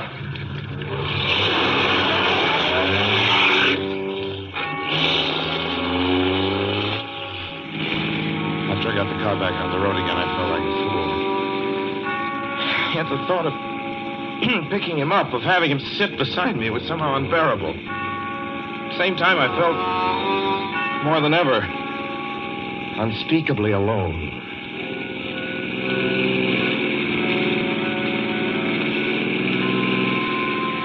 Hour after hour went by. fields, the towns ticked off one by one. The light changed. I knew now that I was going to see him again. And though I dreaded the sight, I caught myself searching the side of the road, waiting for him to appear.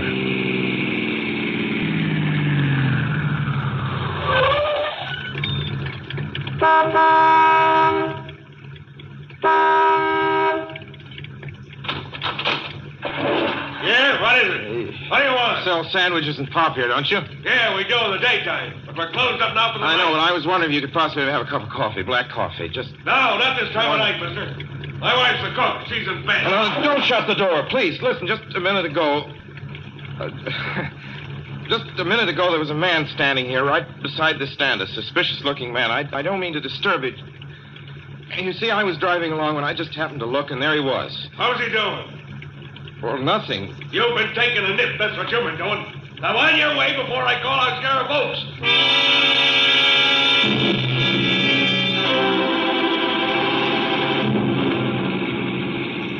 I got into the car again and drove on slowly. I was getting to hate the car. If I could have found a place to stop, to rest a little. I was in the Ozark Mountains of Missouri now. A few resort places there were closed, only an occasional log cabin, seemingly deserted. That's all that broke the monotony of the wild, wooded landscape. I had seen him at that roadside stand. I knew I'd see him again. Maybe at the next turn of the road. I knew that when I saw him next, I would run him down.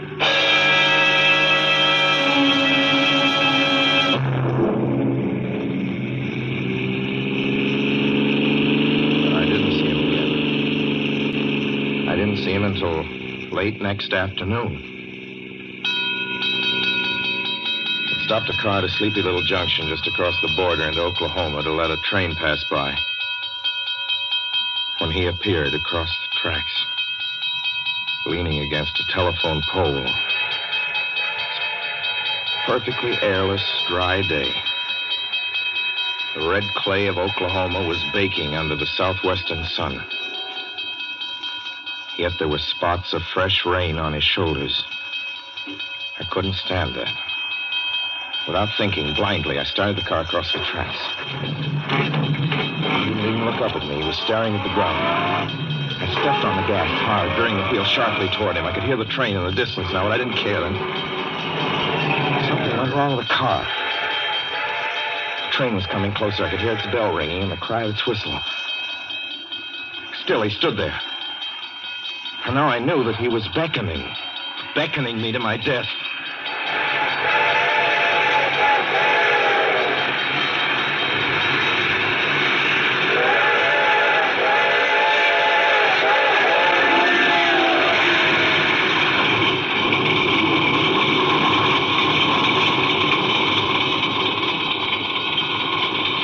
Oh, I frustrated him that time. The starter worked at last. I managed to back up.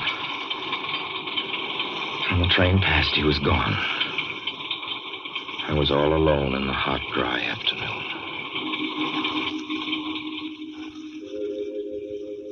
After that, I knew I had to do something.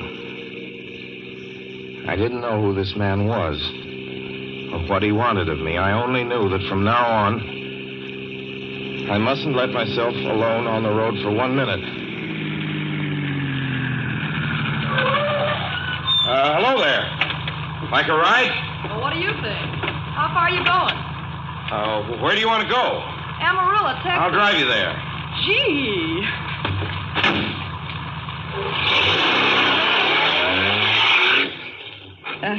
You mind if I take off my shoes? My dogs are killing me. Go right ahead. Oh, gee, what a break this is. Hitchhike much? Sure. Only it's tough sometimes in these great open spaces to get the break.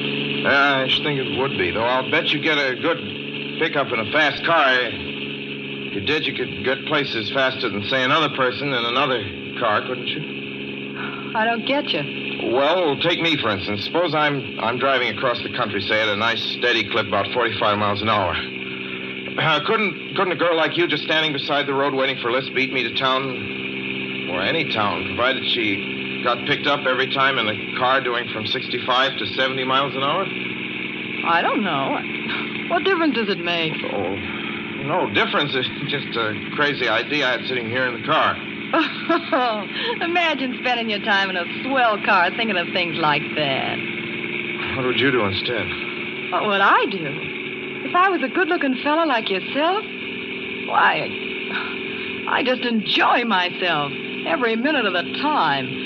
I'd sit back and relax. And if I saw a good-looking girl along the side of the road, hey, look out! Did you see him? See who? A man standing beside the barbed wire fence. I didn't see anybody. There wasn't nothing but a bunch of cows and a wire fence. No? What'd you think you was doing? Trying to run into the barbed wire There's a man fence? there, I tell you. A thin gray man with an overnight bag in his hand. And I was trying to run him down. Run him down? You mean kill him? Say you didn't see him back there? You sure? I didn't see a soul.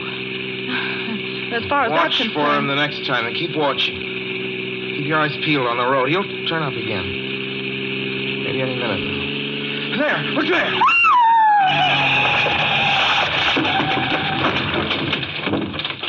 How does this door work? I'm getting out of here. Did you see him that time? No, I didn't see him that time. And personally, mister, I don't expect never to see him.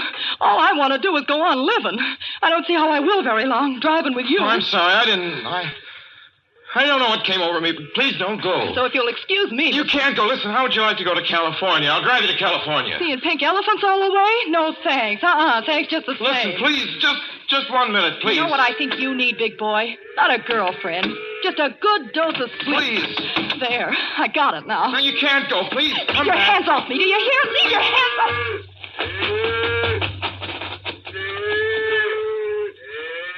She ran from me. As though I were a monster. A few minutes later, I saw a passing truck pick her up. I knew then that I was utterly alone. It was in the heart of the great Texas prairies. There wasn't a car on the road after the truck went by. I tried to figure out what to do, how to get hold of myself. If I could find a place to rest, or even if I could sleep right here in the car for a few hours along the side of the road. I was getting my winter overcoat out of the back seat to use as a blanket when I saw him coming toward me, emerging from the herd of moving steer. Hello?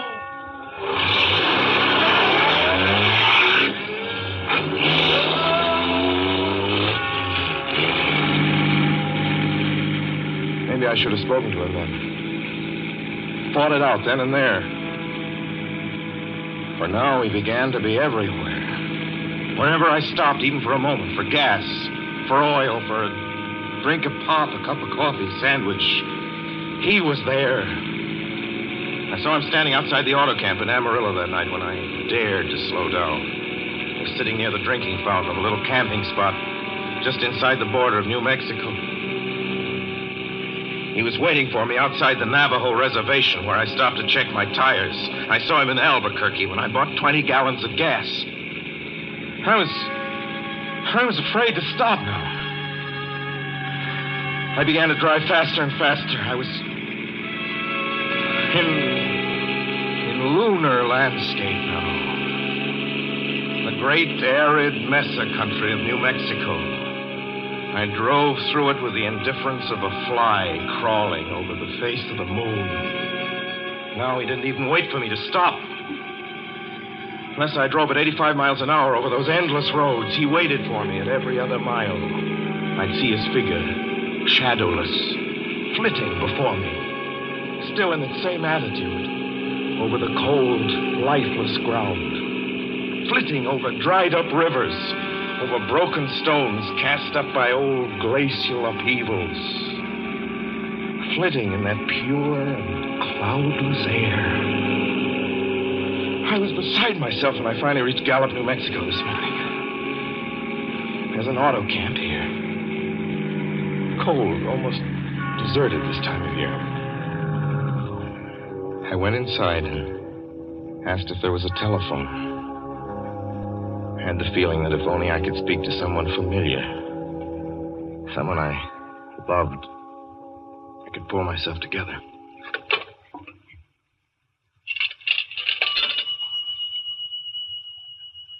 Your call, please. Long distance. Long distance, certainly.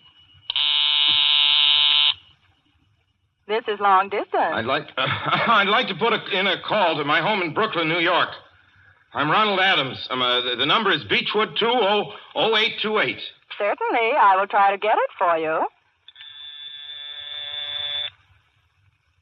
Albuquerque. New York for Gallup. New York. Gallup, New Mexico, calling Beechwood 20828. I read somewhere that love could banish demons. It's the middle of the morning. I knew Mother'd be home. I pictured her tall and white-haired in her crisp house dress, going about her tasks. Be enough, I thought, just to hear the even calmness of her voice. Will you please deposit $3.85 for the first 3 minutes? When you have deposited $1.50, will you wait until I have collected the money?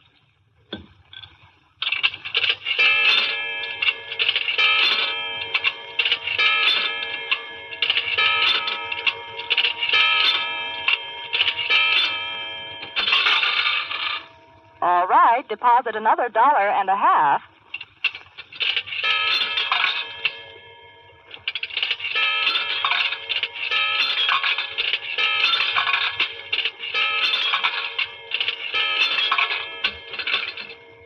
Will you please deposit the remaining 85 cents?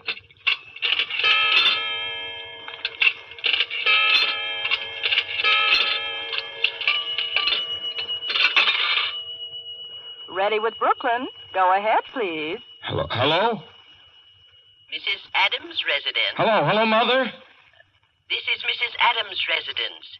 Who is it you wish to speak to, please? What? Who's this? This is Mrs. Whinney. Mrs. Whinney? I don't know any Mrs. Whinney. Is this Beechwood 20828? Yes? Where's my mother? Where's Mrs. Adams? Mrs. Adams is not at home. She's still in the hospital. The hospital? Yes. Who is this calling, please? Is it a member of the family? Well, what's she in the hospital for? She's been prostrated for 5 days. Nervous breakdown. But who is this Nervous calling? breakdown?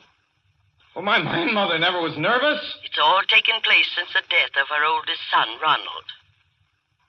Death of her oldest son, Ronald? Hey, what's this? What number is this? This is Beechwood 20828. It's all been very sudden. He was killed just 6 days ago in an automobile accident on the Brooklyn Bridge. Your 3 minutes are up, sir. Your 3 minutes are up, sir. Your 3 minutes are up, sir. And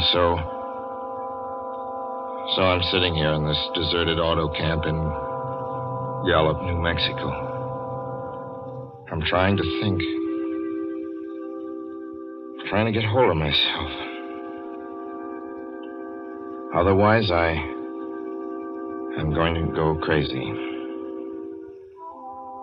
Outside, it's night. The vast, soulless night of New Mexico. 1,000,000 stars are in the sky. Ahead of me stretch 1,000 miles of empty mesa. Mountains, prairies, desert. Somewhere among them, he's waiting for me. Somewhere I shall know who he is and who I am.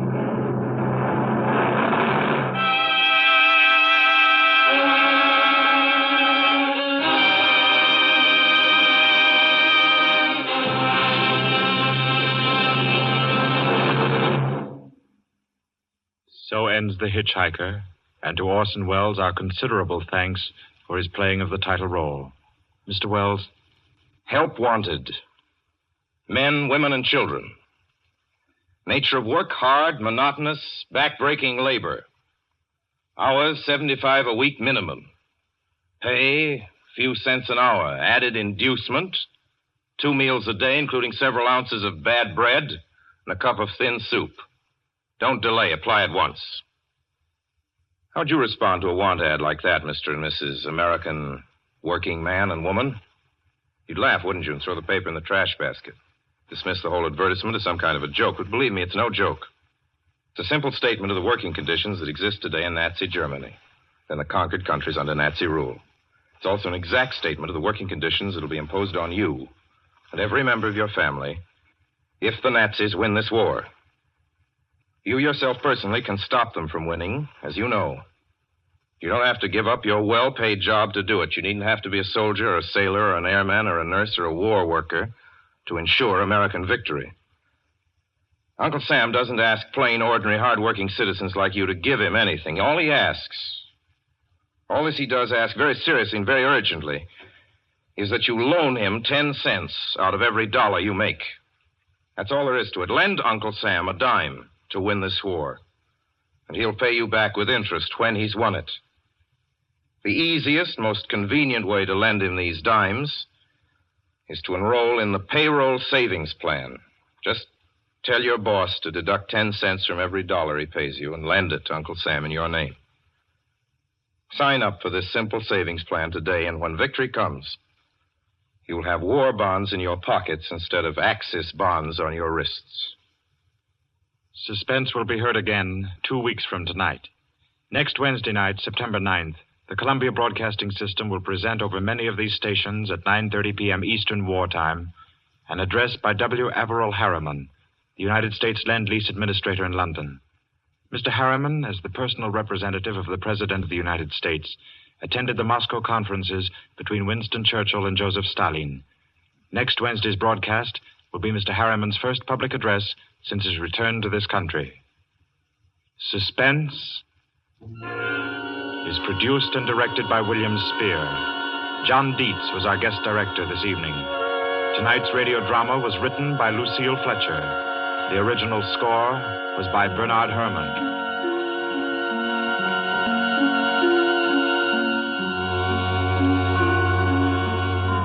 This is the Columbia Broadcasting System.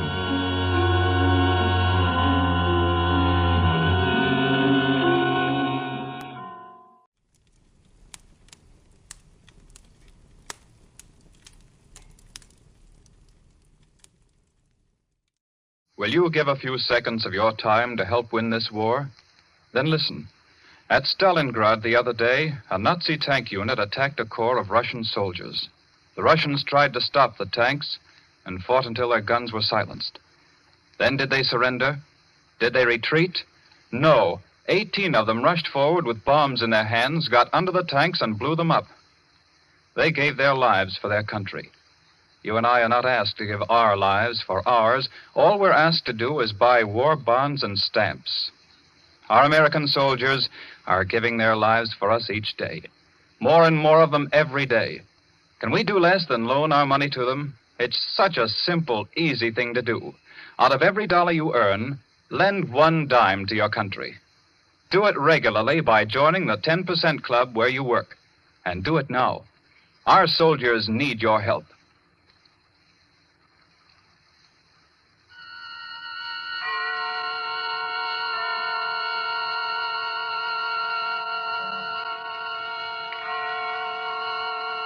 Columbia Network takes pleasure in bringing you Suspense.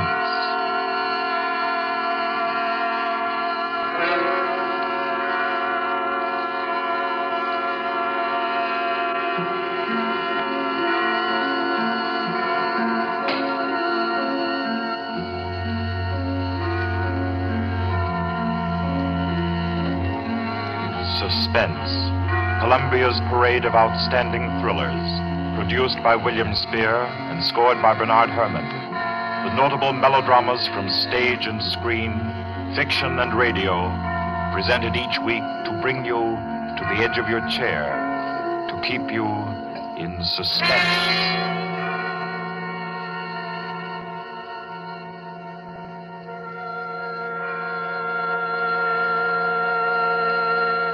Tonight's story deals with a remote and dangerous house and a terrifying thing that happened there because the rain went on for days and days. It deals with a surgeon and a girl, a giant, and a young man who took a long chance. And over them all, the moan of the night wind and the ceaseless roar of the storm. For your suspenseful listening, we invite you to learn about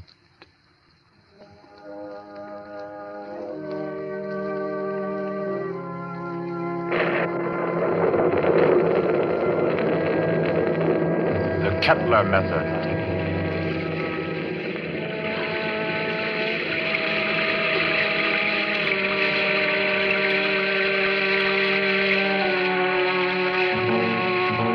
Days of rain there'd been, ceaseless, teeming, pouring with a steady, relentless rhythm. 4 solid days. The fields around Culston had been turned into huge puddles that reflected the heavy, swollen sky. And Dr. Morrissey was stirred by a deep anxiety. He stood beside a window in his sanitarium, which rose high on a lonely hill, a few miles from the little town of Culston, and stared into the jagged, spraying screen of rain. It was just 3 o'clock. 3 o'clock of an afternoon he would long remember. He was on the point of sending for Caffrey, the ward attendant, when the door opened, and Caffrey came in, pale, disturbed. Dr. Morrissey. Is there anything wrong, Caffrey? I don't know. There's a feeling down in the ward. Feeling? This rain's going on too long. The patient's getting uneasy? They're bound to, ain't they? If a guy with good nerves he gets jumpy, you can imagine what it does to theirs. Seem to be affecting anyone in particular? Number 5's been carrying on. Kettler? Yeah.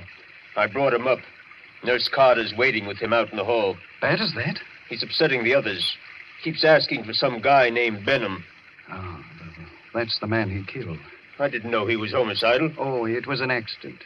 He was performing a brain surgery on Benham and... Him? Oh, Kettler was a very important surgeon, Caffrey. Didn't you know that? He keeps saying so, but... It's perfectly true. Very successful Dr. Kettler was. Until he perfected an operative procedure that he called the Kettler method. A new process of brain operation. Spent most of his life on it and... Well, when he tried it for the first time on this young lad Benham, and Benham died on the table, it unbalanced his mind. I've got to go back down there now. I think you'd better wait while I talk with Kettler. Okay, I'll bring him in. But don't make it long. I don't like the feel of things around here. Nurse, Miss Carter. Yes, we're coming. You can bring him in now. Come along. Dr. Morrissey wants to see you.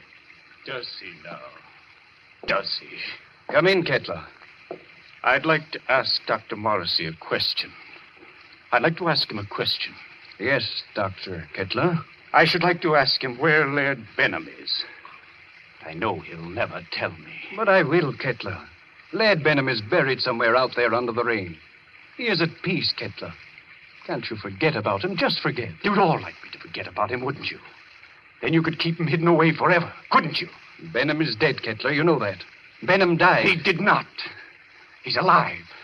He was alive when you and the rest of the envious medical profession stole him from the operating table.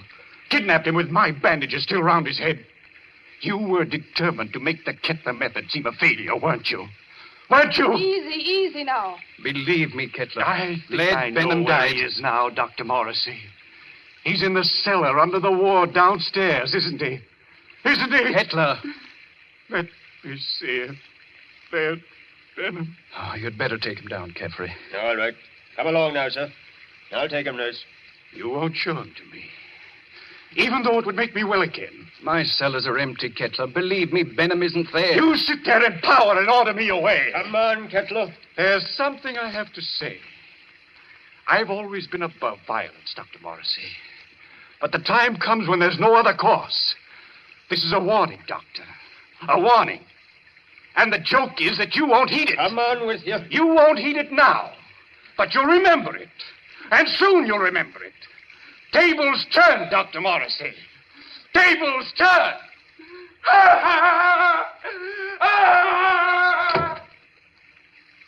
Poor thing. I'm afraid I'm failing with him.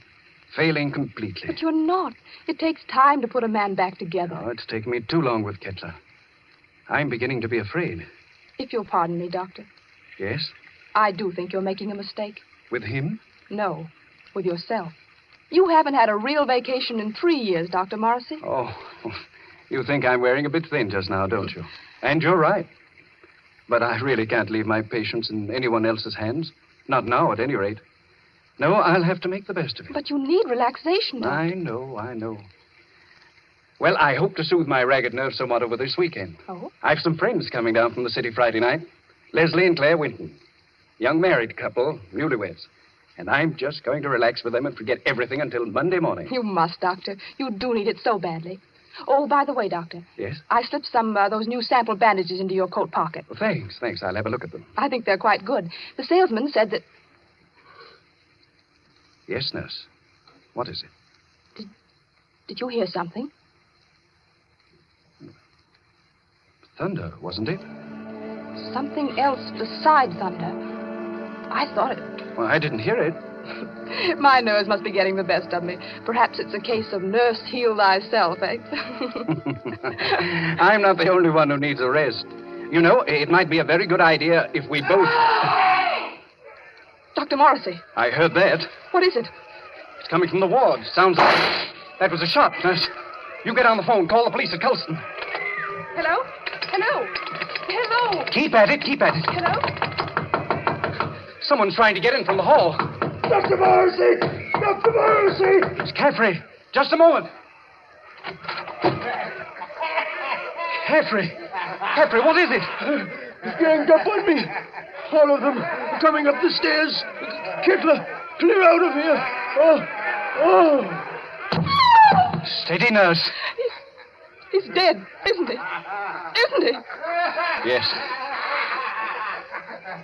Dr. Morrissey. Kettler. Remember my warning. Remember it, Doctor. Tables turn, Dr. Morrissey. Tables turn.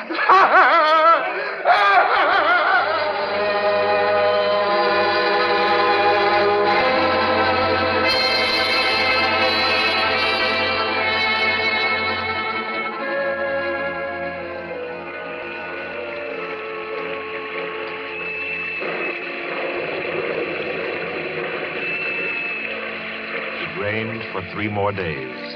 Friday night came, black, wet, and glistening. And the 8:15 express groaned into Colston Station, bringing Leslie and Claire Winton out from the city with their weekend luggage.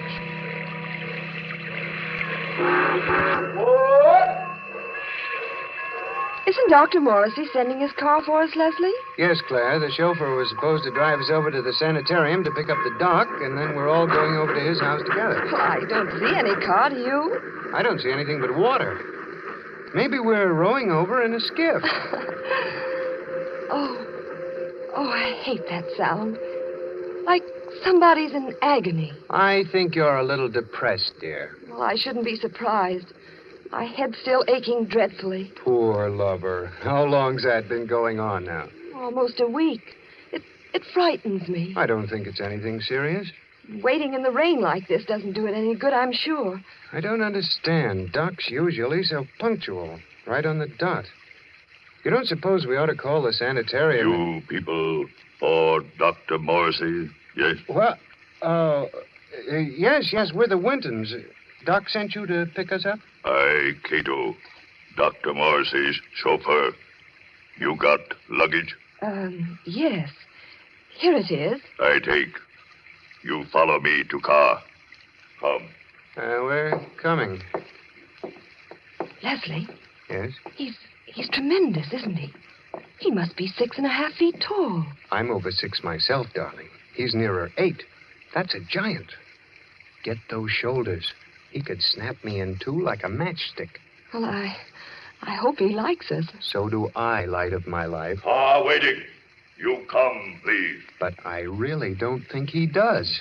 Coming.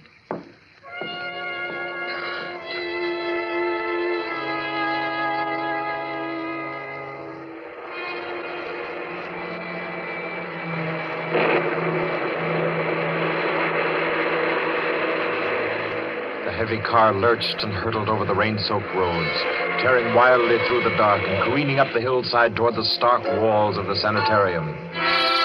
It skidded to a standstill in front of the main entrance, and cold black Cato led them inside.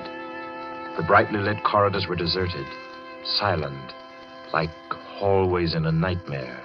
Claire was aware of her headache growing steadily worse as Cato opened the double doors and ushered them into the waiting room. You'll tell Dr. Morrissey we're here, huh? Doctor, be with you soon. You do not go away. Yes, thanks.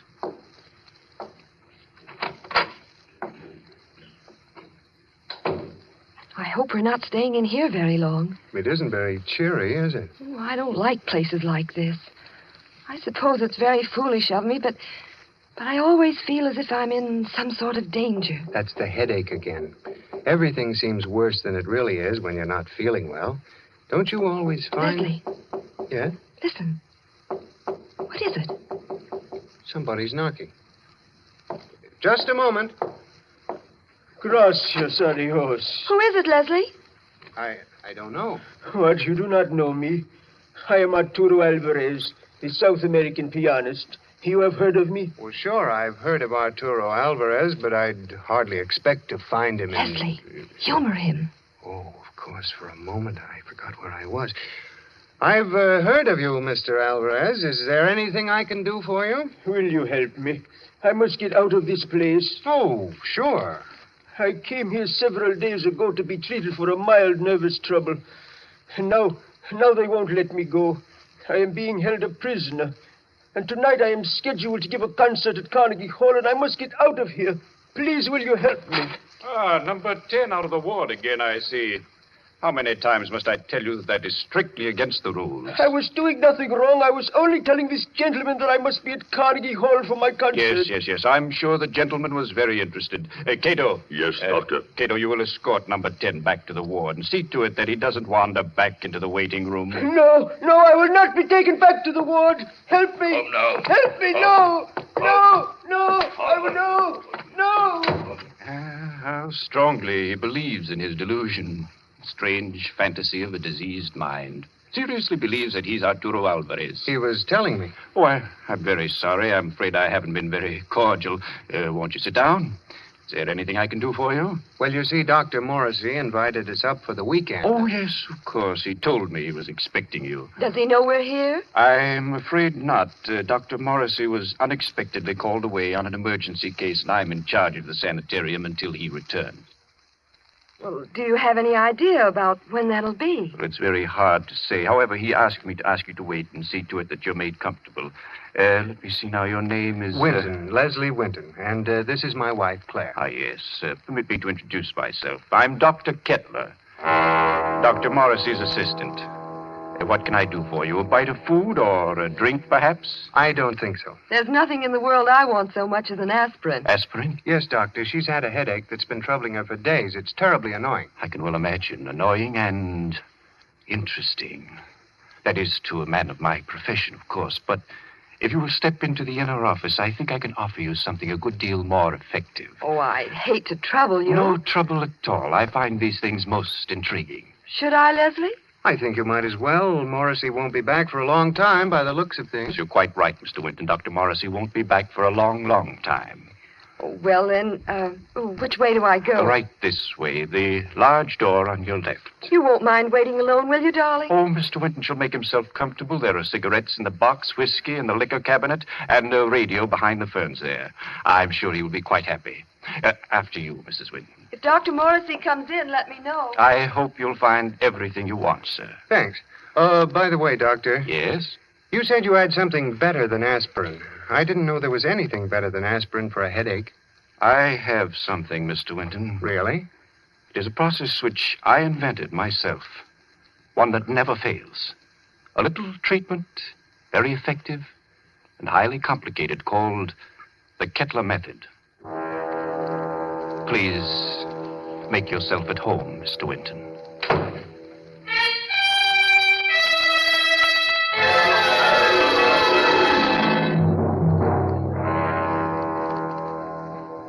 Leslie sat there, alone in the big waiting room for a while.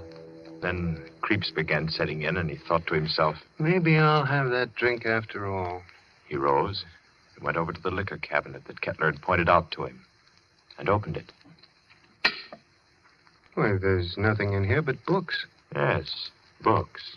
Books that were so thick with dust that it was clear they'd been there for months. Well, no drink for Leslie. Maybe a cigarette. Kettler said the box was full. He picked it up and started to open it. Why, it isn't even a cigarette box. The darn thing's a bookend. Yes, that's just what it was. Leslie began to think it was a tough job making himself at home in that waiting room. And then the idea occurred to him. Maybe the radio works. He went over to the radio then, turned it on, and...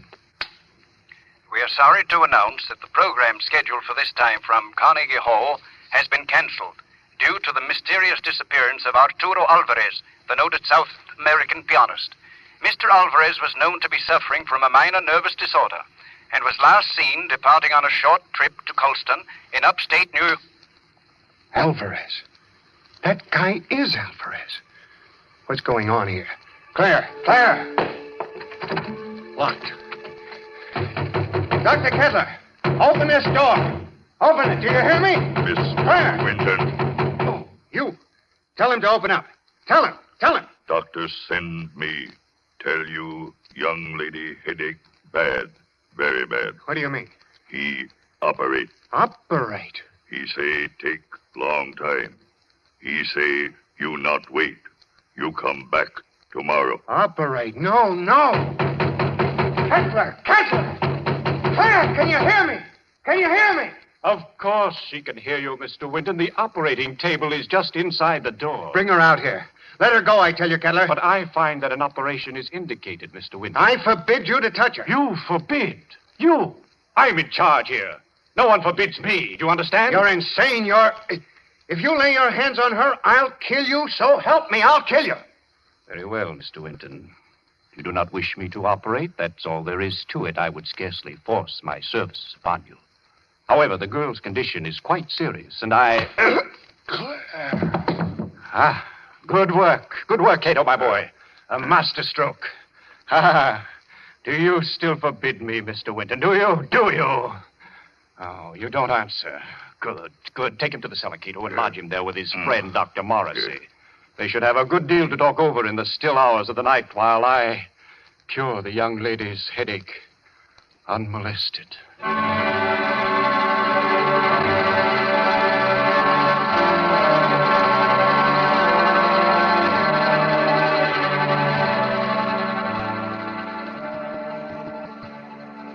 You've got to pull yourself together, Leslie.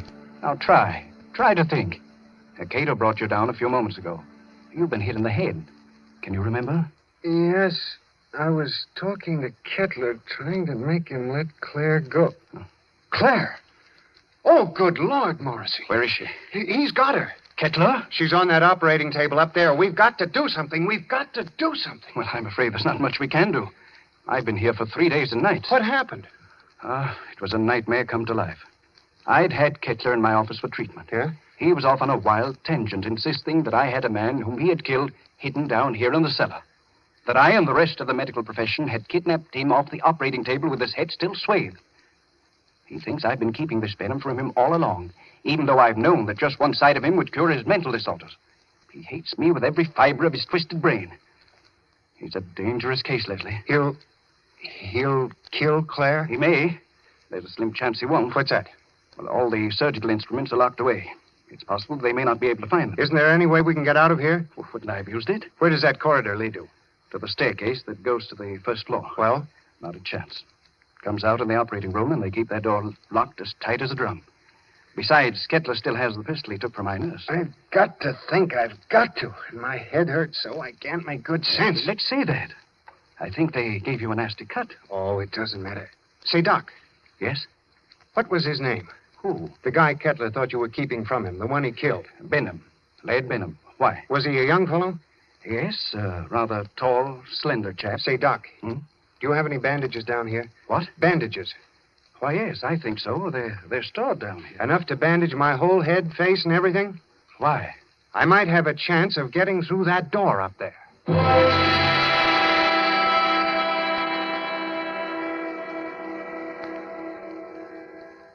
Please, go now. Oh, let me go. Leslie! Leslie! You will be better soon. Much better. I will take the pain away, Mrs. Winton. Cato, have you found the surgical case? Not found yet. I look. Cato, look. Find it. We must not keep Mrs. Winton in agony. Find it, I say. She'll have to create some order in this place. I want my instruments at hand on a moment's notice. Please, let me go. Oh, let me go. You shall be well again, my dear. I promise you shall be. Doctor, here, tall, white cabinet behind curtain. That's it. Open it, Cato. Locked. Locked, Doctor. Smash it open. Open it. I do. You'll find scalpels on the top tray. Bring them to me. Yes, Doctor. Is here, Doctor. See, knives. Good, sharp knives. Cato find. He find them. Excellent. How they glitter. It is good to feel the knife in my hand again. Put the others right beside my pistol here on the table. Please. Oh, please. There, my girl. I shall expend all my genius on you. You shall be well again. No! Now to work. What was that? Who's there? Dr. Kettler, Who is it? I have found my way back to you. Open the door, Dr. Kettler. I've come back again. Who are you? You remember? You remember Laird Benham? Cato! Cato! Yes, Doctor. The door! The door! Let him in! He's come back! Let him in, I say! Yes, Doctor. Oh, let me out of here! He's come back! He's come back, Cato! Dr. Kettler. Benham, I knew it. I knew it all along. You're alive. You're living. Yes. Living. Yes, Dr. Kettler. You. Just as they took you from the table. Yes. They took me away before the operation was complete. Finish it now. Hurry. I can't live much longer. I'm about to die. No. Cato, get Benham out of the table. Girl on table. Take her off. Take her out of here. Put her in the cellar. Let Benham take her place. At once, you hear? Yes, Dr. Cato. No, I won't be put in the cellar. I won't. It might be well if you went down into the cellar, you know. It's nice down there. You'll see old friends, perhaps. Old friends who need help. Leslie. Hurry, I say. Yes, Doctor. Come. I'm coming. Are you all right, Benham? Weaker.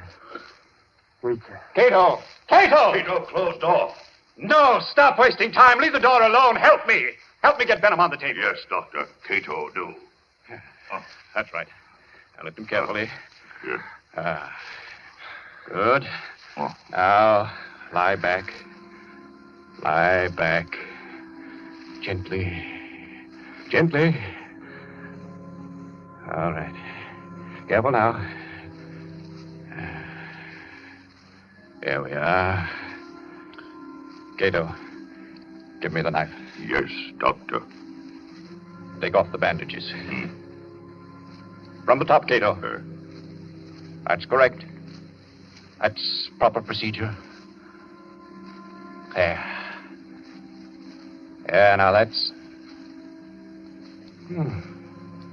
I thought his hair was blonde, not black. Well, perhaps I've forgotten. I've forgotten so many things that... There was a scar on his forehead. I clearly remember a scar on his forehead. Maybe I imagined that, too. Perhaps it was someone else who... Brown eyes. Benham, didn't you have blue eyes? I know they were blue. And your nose. Your nose was thinner and longer. Yes. And your lips. You had thick lips. That I know. Bandages off, Doctor. Dr. Kettler, there's a trick here. You're not Benham. You're not Benham. You're that young Mr. Winton. Dr. Kettler, listen to me. Cheat. So you wanted me to finish you, did you? Yes, Mr. Winton, I will.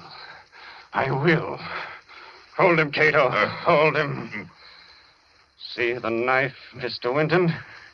Watch it glisten as it comes Down, down, down, and into the...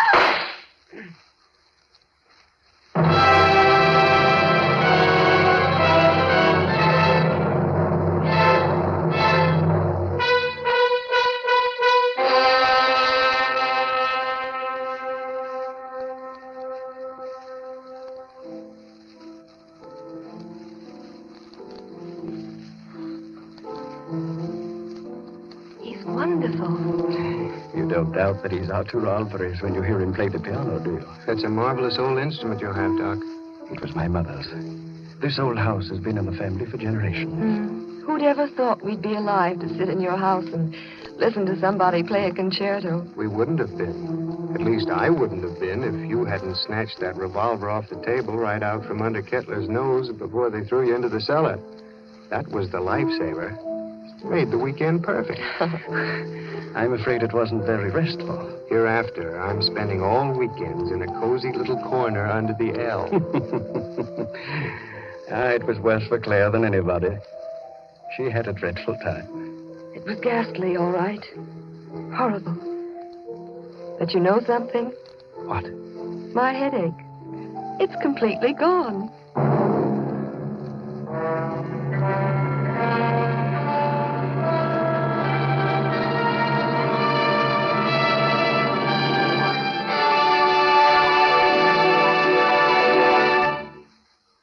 So ends the Kettler method, the tale of a memorable weekend and a long-awaited dead man who didn't return after all. This was tonight's story of Suspense. Suspense is produced by William Spear. John Dietz was our director this evening. Tonight's radio drama was written by Peter Barry and scored by Bernard Herrmann. Rodger de Koven was Dr. Kettler, John Gibson, Leslie Winton, and Gloria Stewart played Claire Winton. Others in the cast were Guy Repp, Martha Faulkner, Winfield Honey, and Ralph Smiley. Next week at this time, Columbia will bring you another selected story from the world's great literature of thrills. Another study in suspense. This is Barry Kroger, and this is the Columbia Broadcasting System.